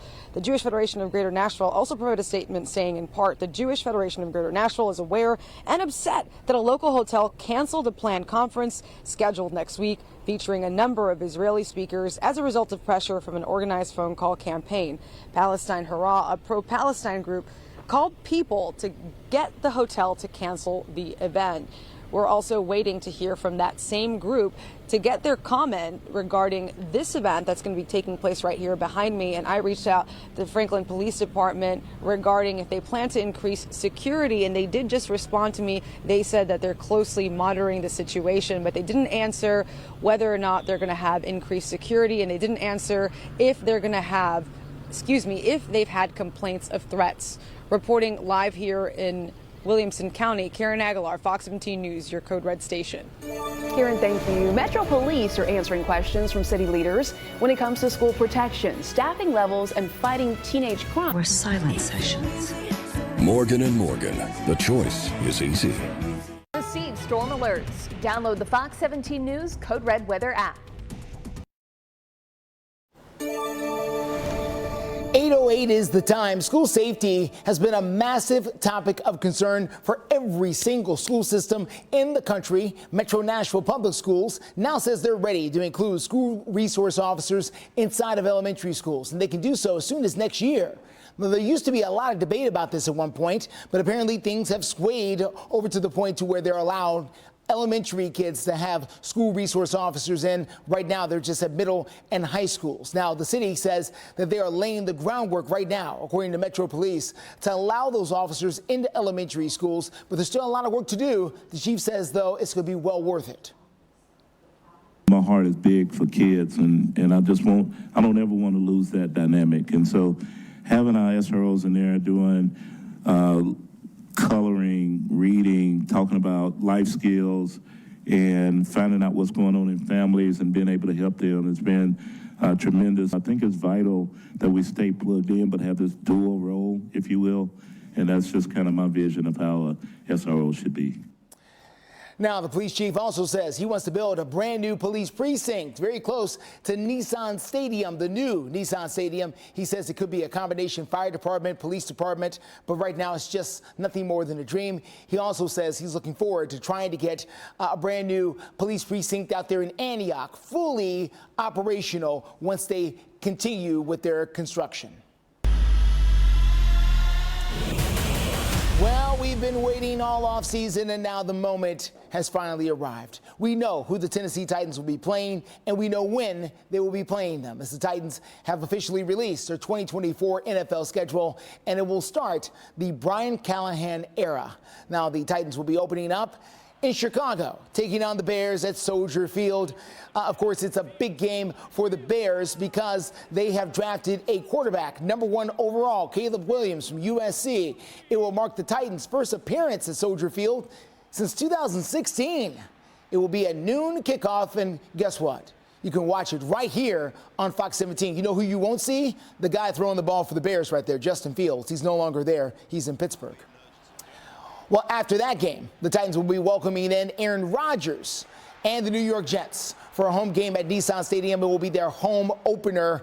The Jets coming off a disappointing season after Aaron Rodgers, their starting quarterback, went down very early with a leg injury that ended the season. That will be a noon kickoff coming up on September the 15th. So we're asking some of you, are you planning to go to a Titans game this season? So far, around 380 people have responded. 72% of you say no. Another 29% of you say, yeah, you got to go out there. If you want to cast your vote, you can do so over on our X page. You can find us at Fox Nashville. You can also scan that QR code right there on the side of the screen, and it will take you to that poll for yourself. Coming up next in the Code Red forecast, we are in a Code Red weather alert, but right now nothing happened in downtown. We just talked about the Titans. That's the big story for today. Tomorrow the weather takes over. And steer clear traffic takes us to I-65 at Trinity Lane on the north side, dealing with a bit of a slowdown. We'll tell you some of the best ways to steer clear when we come back.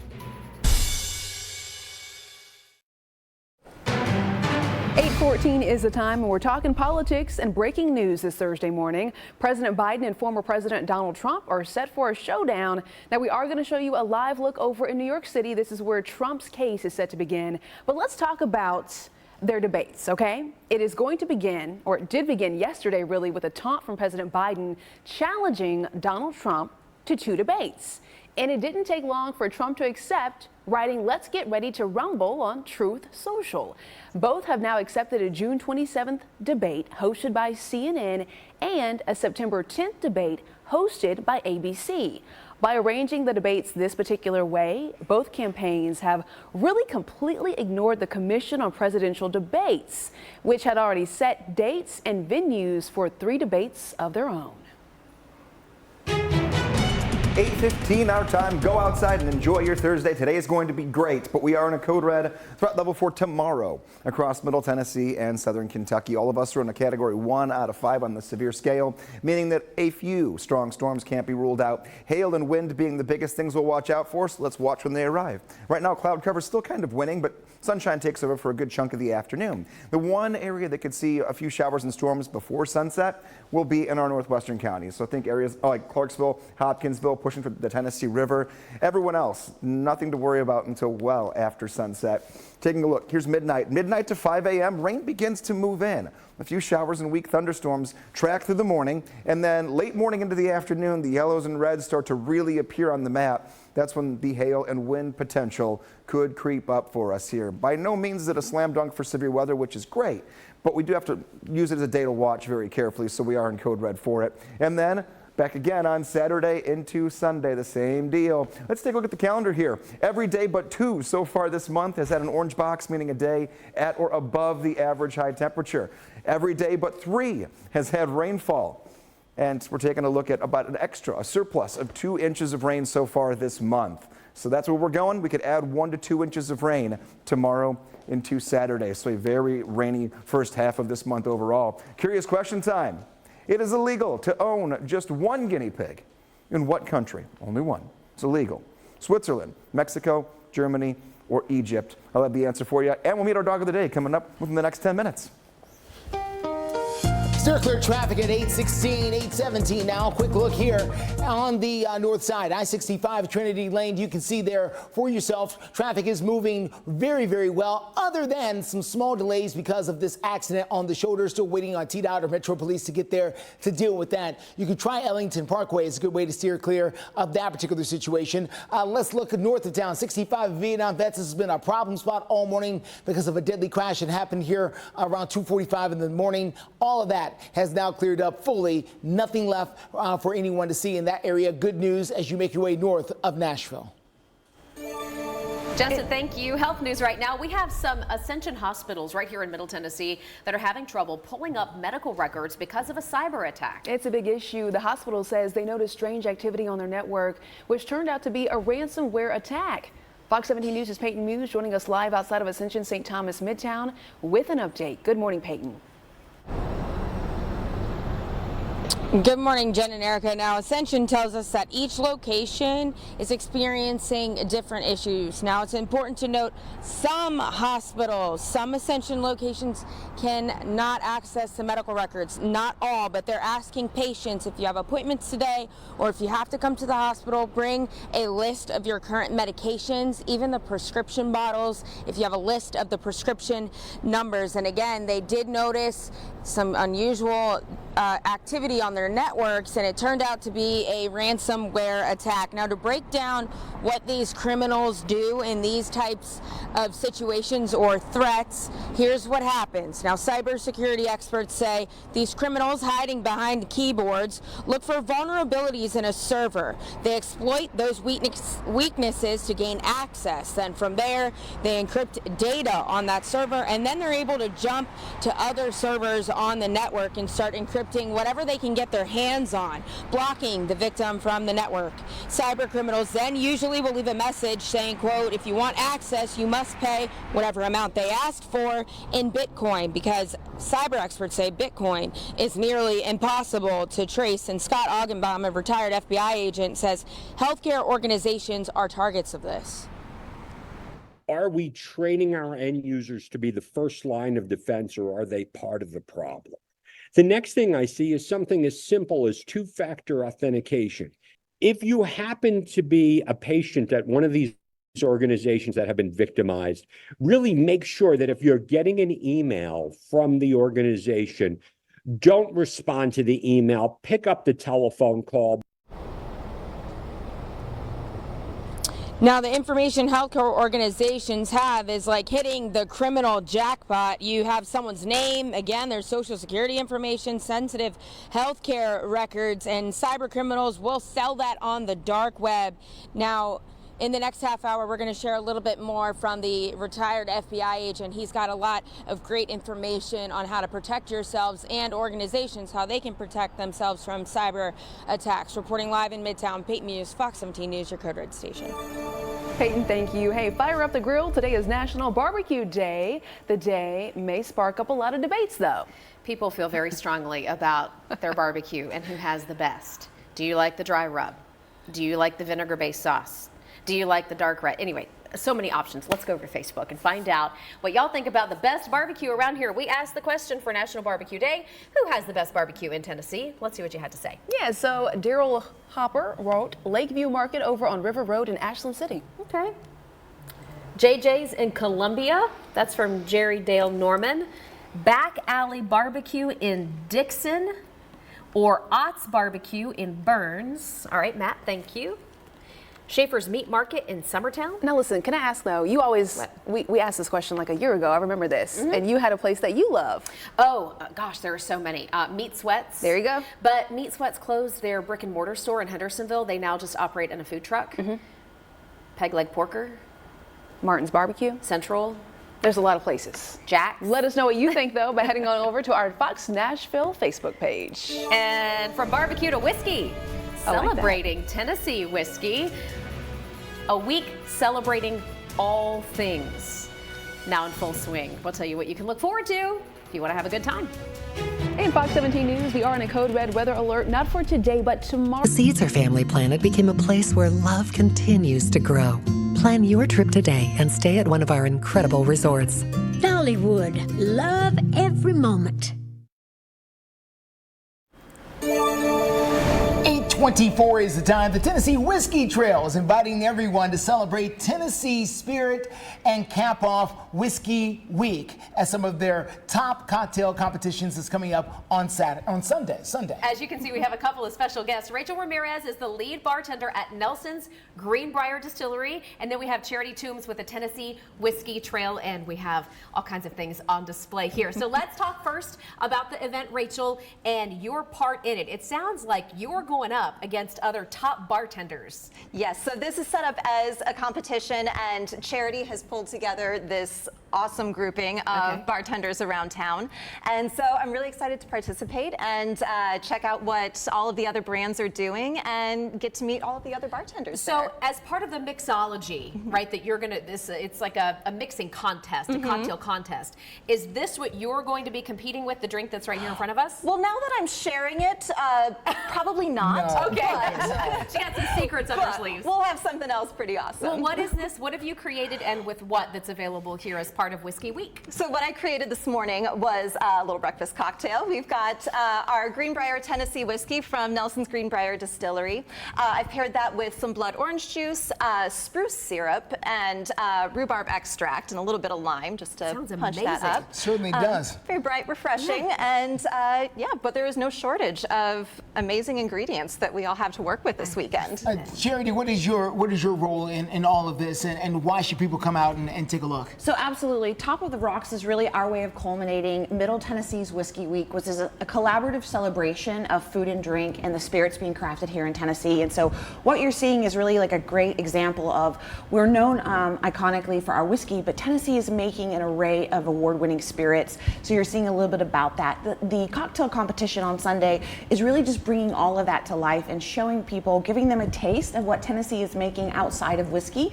And we're really excited to partner with these great bartenders to showcase signature cocktails. Well, and I love it. I was looking at some of the details. You've had an East Tennessee week, Middle Tennessee week, and then a West Tennessee week. And of course, we're in the heart of Middle Tennessee week. What should folks want to do if they want to check it out Sunday? Absolutely. We invite you to come into our website. You can go to tnwhiskeytrail.com. We have a Whiskey Week section that shows you all of the great festivities happening around town. I see it right there on the screen. So folks want to go over there and check it out. They've got all the details over there. And of course, this event is coming up Sunday right here. So you can go out there and have a taste, perhaps, of some of the great things they're doing out there. We'd love it. Thanks for joining us, ladies. Appreciate you all. Let's send it over now at 8:27 to our Code Red meteorologist, Greg Bobus, with your forecast. And the broad strokes of what you're going to get here coming up at 8:30 will be that we are in a code red weather alert for tomorrow. Today looking good. We'll get rid of the cloud cover and talk about the 80s and then time out the storms. Sir, clear. But don't worry, we got this. At AFS, we'll do a home inspection for free. This Fox 17 This Morning newscast is sponsored by Alive Hospice. You're watching Fox 17 News This Morning, your Code Red station. We're waking up in a code red weather alert, a little gloomy right now. Do not worry about today. This is a heads up for tomorrow. The full timeline of thunderstorms that return coming up in your forecast. Steer clear traffic takes us to I-65 at Trinity Lane north of town. Traffic is moving, but we do have a crash on the shoulder. We'll tell you the best ways to deal with that. And a trip to the 7-Eleven turning deadly after a shootout in Murfreesboro. What investigators have revealed so far. Thank you so much for joining us here on Fox 17 News this morning. I'm Erica Glover. And I'm Jennifer Waddell. Fox 17 News, your only live local news source through 9 a.m. And this morning we are in a code red weather alert.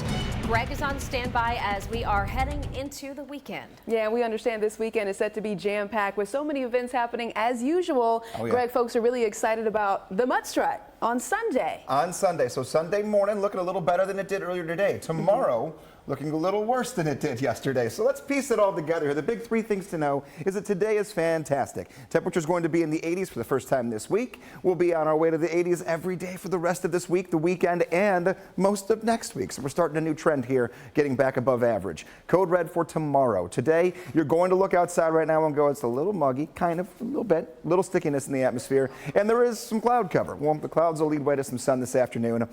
Now, we do have a small chance for severe weather tomorrow. It's small. Wind and hail. Now, I'm going to talk about the categories here. We always go 1 through 5. Where are we at? What color are we looking at on the map?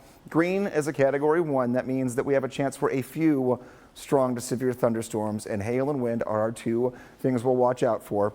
Not a guarantee we get any strong storms, but rain will definitely be on the radar, and these are the two that will be the most prevalent if we do get anything that gets to severe criteria. I asked this question last half hour. Got to get you your answer, and then we'll keep working through things for you. It is illegal to own just one guinea pig in what country? This is true facts here. This is actually illegal, one guinea pig. It is Switzerland, because they're very social animals and they get lonely.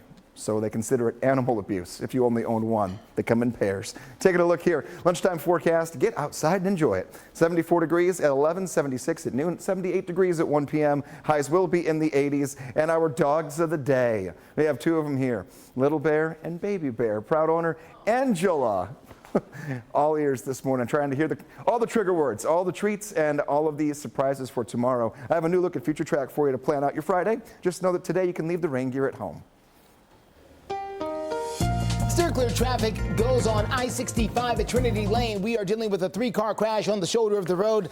The Tennessee Highway Patrol is there now dealing with that crash. You can get by. Lanes are open, but it's going to cause a bit of a slowdown back behind it. You can take Ellington Parkway as the best way to steer clear until they get that crash out of the way. Nice drive shaping up on I-24 Waldron Road coming in from Rutherford County. I just checked it a short time ago. That drive time coming in from Murfreesboro at about 1 hour. Really good time compared to what it can be some days where it can get closer to an hour and a half. Well, this morning we also know that one person is dead after a fight led to a shooting at a gas station over in Murfreesboro. And according to police, the shooting happened around 2:30 p.m. at the 7-Eleven Exxon station over on the Joby Jackson Parkway. Witnesses say two groups of men began arguing and fighting, and that's when the shots rang out. When officers in Murfreesboro arrived, they found two men with gunshot wounds. This morning, we are now learning one of the shooting victims, a 23-year-old man, has died. The other victim is in stable condition over at the hospital. A suspect, Juan Charco, according to police, is now in custody and facing multiple charges. It's 8:34 right now, and continuing coverage this morning as we follow the story of the little boy you see here behind me. This is 10-year-old Asher Sullivan. He was critically injured in last week's flooding in Rutherford County. Asher swept into a storm drain in Murfreesboro, and his family, along with an entire community, has been praying for him around the clock. Asher is still at Monroe Carroll Jr. Children's Hospital at Vanderbilt, where his dad has been keeping us updated on social media. He says they really need some positive signs from Asher. So he is asking for very specific prayers. If you are so inclined, they are asking for Asher's brain swelling to subside, to pray for Asher to take some breaths on his own, and to specifically pray for more eye movement. A special prayer gathering for Asher is planned for this Saturday night, 6 o'clock, at the Fountains of Gateway in Murfreesboro. Developing this Thursday morning after an Israel summit by a Christian ministry in Nashville was canceled, we do now understand the event has been moved to Franklin. Okay, so let's find out what's behind all of this and what's to come still with Fox 17 News reporter Karen Aguilar telling us more about the backlash. Good morning, Karen. Good morning. The Christian ministry says threats force them to move the summit to a safer location, which is right here behind me, the Ramsey Event Center in Franklin. We are working to get more information from the organizers. As a recap, the Sonesta Nashville Airport Hotel, where the summit was supposed to be held, says they had no choice but to cancel after getting threat after threat. A Metro Police spokesperson sent a statement that said in part, quote, "I'm aware the Sonesta was receiving a number of external messages urging that it not host the event. In the end, the Sonesta Hotel made a corporate decision to cancel." The Jewish Federation of Greater Nashville also provided a statement saying in part, "The Jewish Federation of Greater Nashville is aware and upset that a local hotel canceled the planned conference scheduled next week featuring a number of Israeli speakers as a result of pressure from an organized phone call campaign." Palestine Hurrah, a pro-Palestine group, called people to get the hotel to cancel the event. We have reached out to that same group and we're working to get some answers from them. I mean, this all stems from the war that's happening between Israel and Hamas over there in Gaza, gaining a lot of controversy from both sides who are either in support or against this war. Some of the questions we have are, is security going to be tightened for this event that's going to be hosted right here behind me? The Franklin Police Department responded to me saying that they're closely monitoring the situation. That's about all that they said. They also said that any information regarding complaints of threats should be directed to the Ramsey Event Center behind me. And again, we have reached out and we're waiting to hear back. Reporting live here in Franklin, Karen Aguilar, Fox 17 News, your Code Red station. Why hospitals are targets for cyber criminals, coming up in the next couple of minutes. And Fox 17 News and a code red weather alert for Friday, okay? But right now we're showing you a live look at the Nashville skyline and reminding you that our code red meteorologist, Greg Brain pigeons. They'd rather name a team after socks. To be fair, we're not very athletic. This Fox 17 This Morning newscast is sponsored by Ponce Law.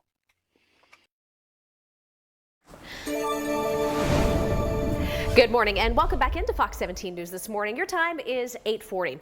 This week we have been talking about the cyber attack regarding Ascension St. Thomas, and that has impacted some locations here in Middle Tennessee. And that includes some of the local offices where a lot of you may be making your appointments here this morning, and they are out there with a few problems. Fox 17 News' Peyton Muse joins us live outside of Ascension Midtown with more on the problems that patients may be having. Yeah, that's right, Justin and Jen. So Ascension St. Thomas Hospitals for Middle Tennessee tells us each location is experiencing different and unique challenges. So they are asking patients to bring a list of the medications that they're on, along with prescription bottles and even the numbers, because last week, they experienced a ransomware attack, and hospitals for certain reasons are the targets of these kinds of crimes. Now, to break this down, what these cyber criminals do in these types of threats is cybersecurity experts say these criminals hiding behind keyboards look for vulnerabilities in a server. They exploit those weaknesses to gain access. From there, they encrypt data on that server, and then they jump to other servers on the network and start encrypting whatever they can get their hands on, blocking the victim from the network and or the computer systems. Now, cyber criminals then usually will leave a message saying something along the lines of, if you want access, you must pay a certain amount, and usually they are asking for money in Bitcoin because it's difficult to track. And Scott Augenbaum, a retired FBI agent, says healthcare organizations are the targets of this. Why are they doing this? Because they realize that healthcare organizations need access to patient data and critical operations, and unfortunately, they will pay the ransom. Now, the information healthcare organizations have is like hitting the criminal jackpot. You have someone's name, social security information, sensitive healthcare records, and cyber criminals will unfortunately sell that on the dark web. And for more information and a list on locations that are not impacted by this ransomware attack here in Middle Tennessee, head over to our website at fox17.com a little later today, and we'll have that up for you. Reporting live in Midtown, Peyton Muse, Fox 17 News, your Code Red station. 8:43 and out the door this morning to 60s and eventually 70s by late morning. We're in a code red weather alert for tomorrow. We're going to time that out for you coming up in the today, including terrain, Yukon and Yukon XL, GMC, we are professional grade, plus Buick Encore and more. Visit DarrellWaltripBuickGMC.com. Good morning, welcome back. Time right now is 8:45. A good Thursday dialed up for us, but already looking ahead to the future, always finding that next weather maker or thing that just could get in our way. Unfortunately, it's some more storms that arrive once again tonight and then into tomorrow and Saturday, prompting us to go into code red for tomorrow. The chance for the severe weather attached to these is going to be late morning into the afternoon and then linger in toward the evening. There will be some showers and storms overnight tonight. I'm not so concerned about those. It really will be once the sun comes up tomorrow. We'll start watching a little more carefully. The cloud cover that we're still lingering with in most areas will be out of here, and we'll go on and off with sun and clouds for the afternoon. There's one spot on the map where we could see a few showers or weak thunderstorms. This is right around dinner time towards sunset, so between 4 o'clock and 7. Hopkinsville, Clarksville, our northwestern counties. Nashville staying dry today. Overnight tonight, the rain continues to move in. Here's the time frame of when it moves and overspreads everyone. Midnight, nothing to worry about. Midnight to 5 a.m., showers and storms begin to move in. They will be very hit and miss, so I'll be tracking these spot to spot throughout the morning for you from 5 o'clock all the way until 9. And then we talk about late morning into early afternoon, showers and storms, especially south of I-40. I'm seeing a bigger indicator for wind and hail that could play into the game tomorrow. It's a very low-end threat, but the possibility is there. Think back to 2 days ago when we did have some wind reports in some areas, and we even did have a quick spin-up tornado, but our tornado threat still has not elevated more than very close to 0. So we're not as concerned this time around as we were 2 days ago. And then the rain will linger on and off through your Saturday, unfortunately. It is National Barbecue Day. Yeah, we have a heated debate on our Facebook page. Go check that out and chime in. Who's your favorite BBQ in town? And you could also just do it at home. There you go. Fire up the grill. 82 at 5 o'clock, 81 at 6, and 79 degrees at 7 o'clock. No rain during that time frame, so go ahead. Outdoors, all the activities. 83 degrees today. Wake up with us tomorrow morning. I'll be tracking that rain as it moves in and work you through your Code Red day. Steer clear traffic has brought us to a brand new problem. This is going to be on I-65. This is near Bethel Road there on the north side. What I cannot figure out is if this camera is active or frozen based on the traffic sitting there. Normally, I look for the wind blowing or something to let me know if the camera is moving, and I have not seen it. We do understand there is a crash up that direction, but how bad is it versus what's going on? Okay, we're starting to get more details here. No, the traffic is sitting. Again, this is 65 at Bethel Road on the north side, everybody coming in from Robertson County, Millersville, in that area.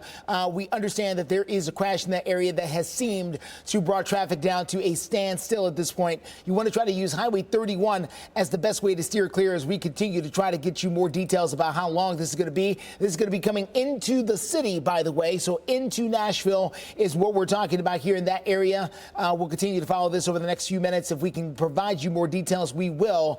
Again, on that north side, 65 at Bethel Road. I'm sorry, I'm trying to get you another angle here. If we can, here we go. Excuse me, this is not 24 at OHB. This is I-65 on Highway 31 north of town near Bethel Road. Traffic at a standstill because of a crash that we just can't see on our cameras. Highway 31 is the best way to steer clear.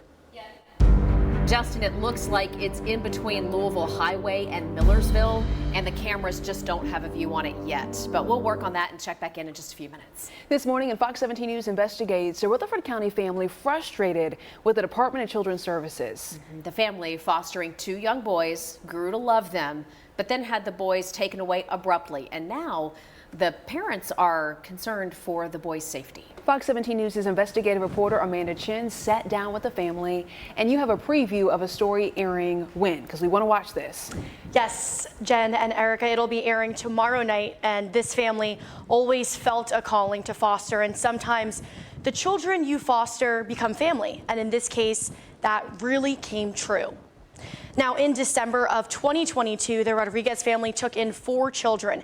Everyone involved decided the older 2 should be separated, but they kept the younger 2 for almost a year. Now, we do have the wrong video for you showing right now, but I will continue, telling you a preview of the story. And while the family had been supportive of the biological parents, court documents provided to us from the Rodriguez family showed the boys were adjudicated and neglected by their biological parents. Now, loving the boys as their own and not seeing any change with the biological parents, they decided to file a petition for adoption and removal of parental rights. Now, shortly after, without any notice, DCS ended up taking the boys. Now, I did speak with William Rodriguez, the foster parent, and he told me just how difficult this has been on him. The Rodriguez family is actually still fighting this in court. And they also told me they hired another attorney, and they feel that they violated the Foster Parent Bill of Rights the Department of Children's Services did in this case. So again, I will be airing this story tomorrow night on Fox 17 News at 9. We're sorry for the technical difficulties we did show the wrong video, but again, it will be airing tomorrow night on Fox 17 News at 9. All right, America, thank you so much. Amanda, we really appreciate your work on that. Well, a lot of Middle Tennesseans, we've heard this, have begun seeing the return of the cicadas. I mean, you cannot ignore the sounds. They make plenty of noise, but don't worry, okay? It's not going to be around for too much longer. Yeah, I mean, they come and go, right? Let's take a look at how some of you are reacting, though, to the cicada takeover. It's still funny because, to me, right, there are no cicadas in a lot of communities north of Nashville. Like, we have none at our house. Yeah. We were in Hendersonville yesterday, and they were everywhere. What? Okay. Y'all are funny out there. He was reenacting what it's like to be a cicada. I was posting on my Fox 17 page. I like the sound of the cicadas. Yeah. It reminds me of growing up and just falling asleep outside. But other people are like, no, ma'am, not a chance. That low hum. I'm not out there screaming like that. Hey, look at that, buddy. Okay, see, I don't want to see that, though. It's kind of cute. No. That's just the shell of what's left over. I like the sounds. Hey, have you ordered the cicada pralines yet? Not yet, but I am going to order some cicada pralines for you because you said you would try it. I will. And we're going to do a Facebook Live, don't worry. Let's check in now, though, with our Code Red meteorologist, Greg. What do you think about the sounds of cicadas? I prefer the sounds of silence, as Simon and Garfunkel would say, but you know. Looking lush. Which paint color matches your bold style? And with the Milo's Rewards credit card, you can save 5% every day. You got this, and we got you.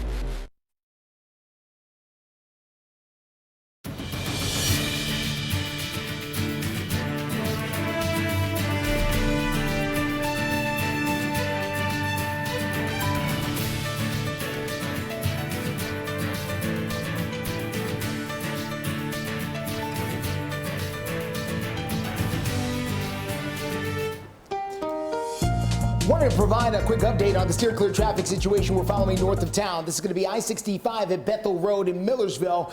For the first time in a few minutes, we're getting some movement of traffic going down from Robertson County into Metro Nashville. This was at a standstill a few moments ago. Let's give you the overall drive time right now. 65 minutes is what we're talking about. You can see the long red line representing miles and miles of traffic. The best way to steer clear is using Highway 31. If you're coming south into the city from White House, Portland, or Linda, places like that. This is 65 at Bethel and Millersville. You can still see traffic, including a couple of school buses, have not moved an inch over the last several minutes. All right, Justin, thank you for that. Keeping you updated this morning on that small plane that crashed in Williamson County yesterday. In case you missed it, we have learned that 3 people on board that plane died. Yeah, so we're getting some more updates from the Williamson County Sheriff's Office that says a small aircraft crashed Wednesday afternoon near Bending Chestnut Road and Davis Hollow Road. The Sheriff's Office reporting that the plane left Baton Rouge and was en route to Louisville, Kentucky. Witnesses say the plane could have exploded while in the air. So far, there is no word just yet on the victims or what exactly went wrong. All right, Greg is here to give us the final check of our Code Red weather alert in effect for tomorrow. Yes, in effect for tomorrow. So enjoy today for what it is. It'll be our one mainly dry day for the entire week. Now, I say mainly dry because if you're in our northwestern counties, you think you get up toward Clarksville, Hopkinsville, those areas could see a few showers or a weak storm. I would say very late afternoon into the evening.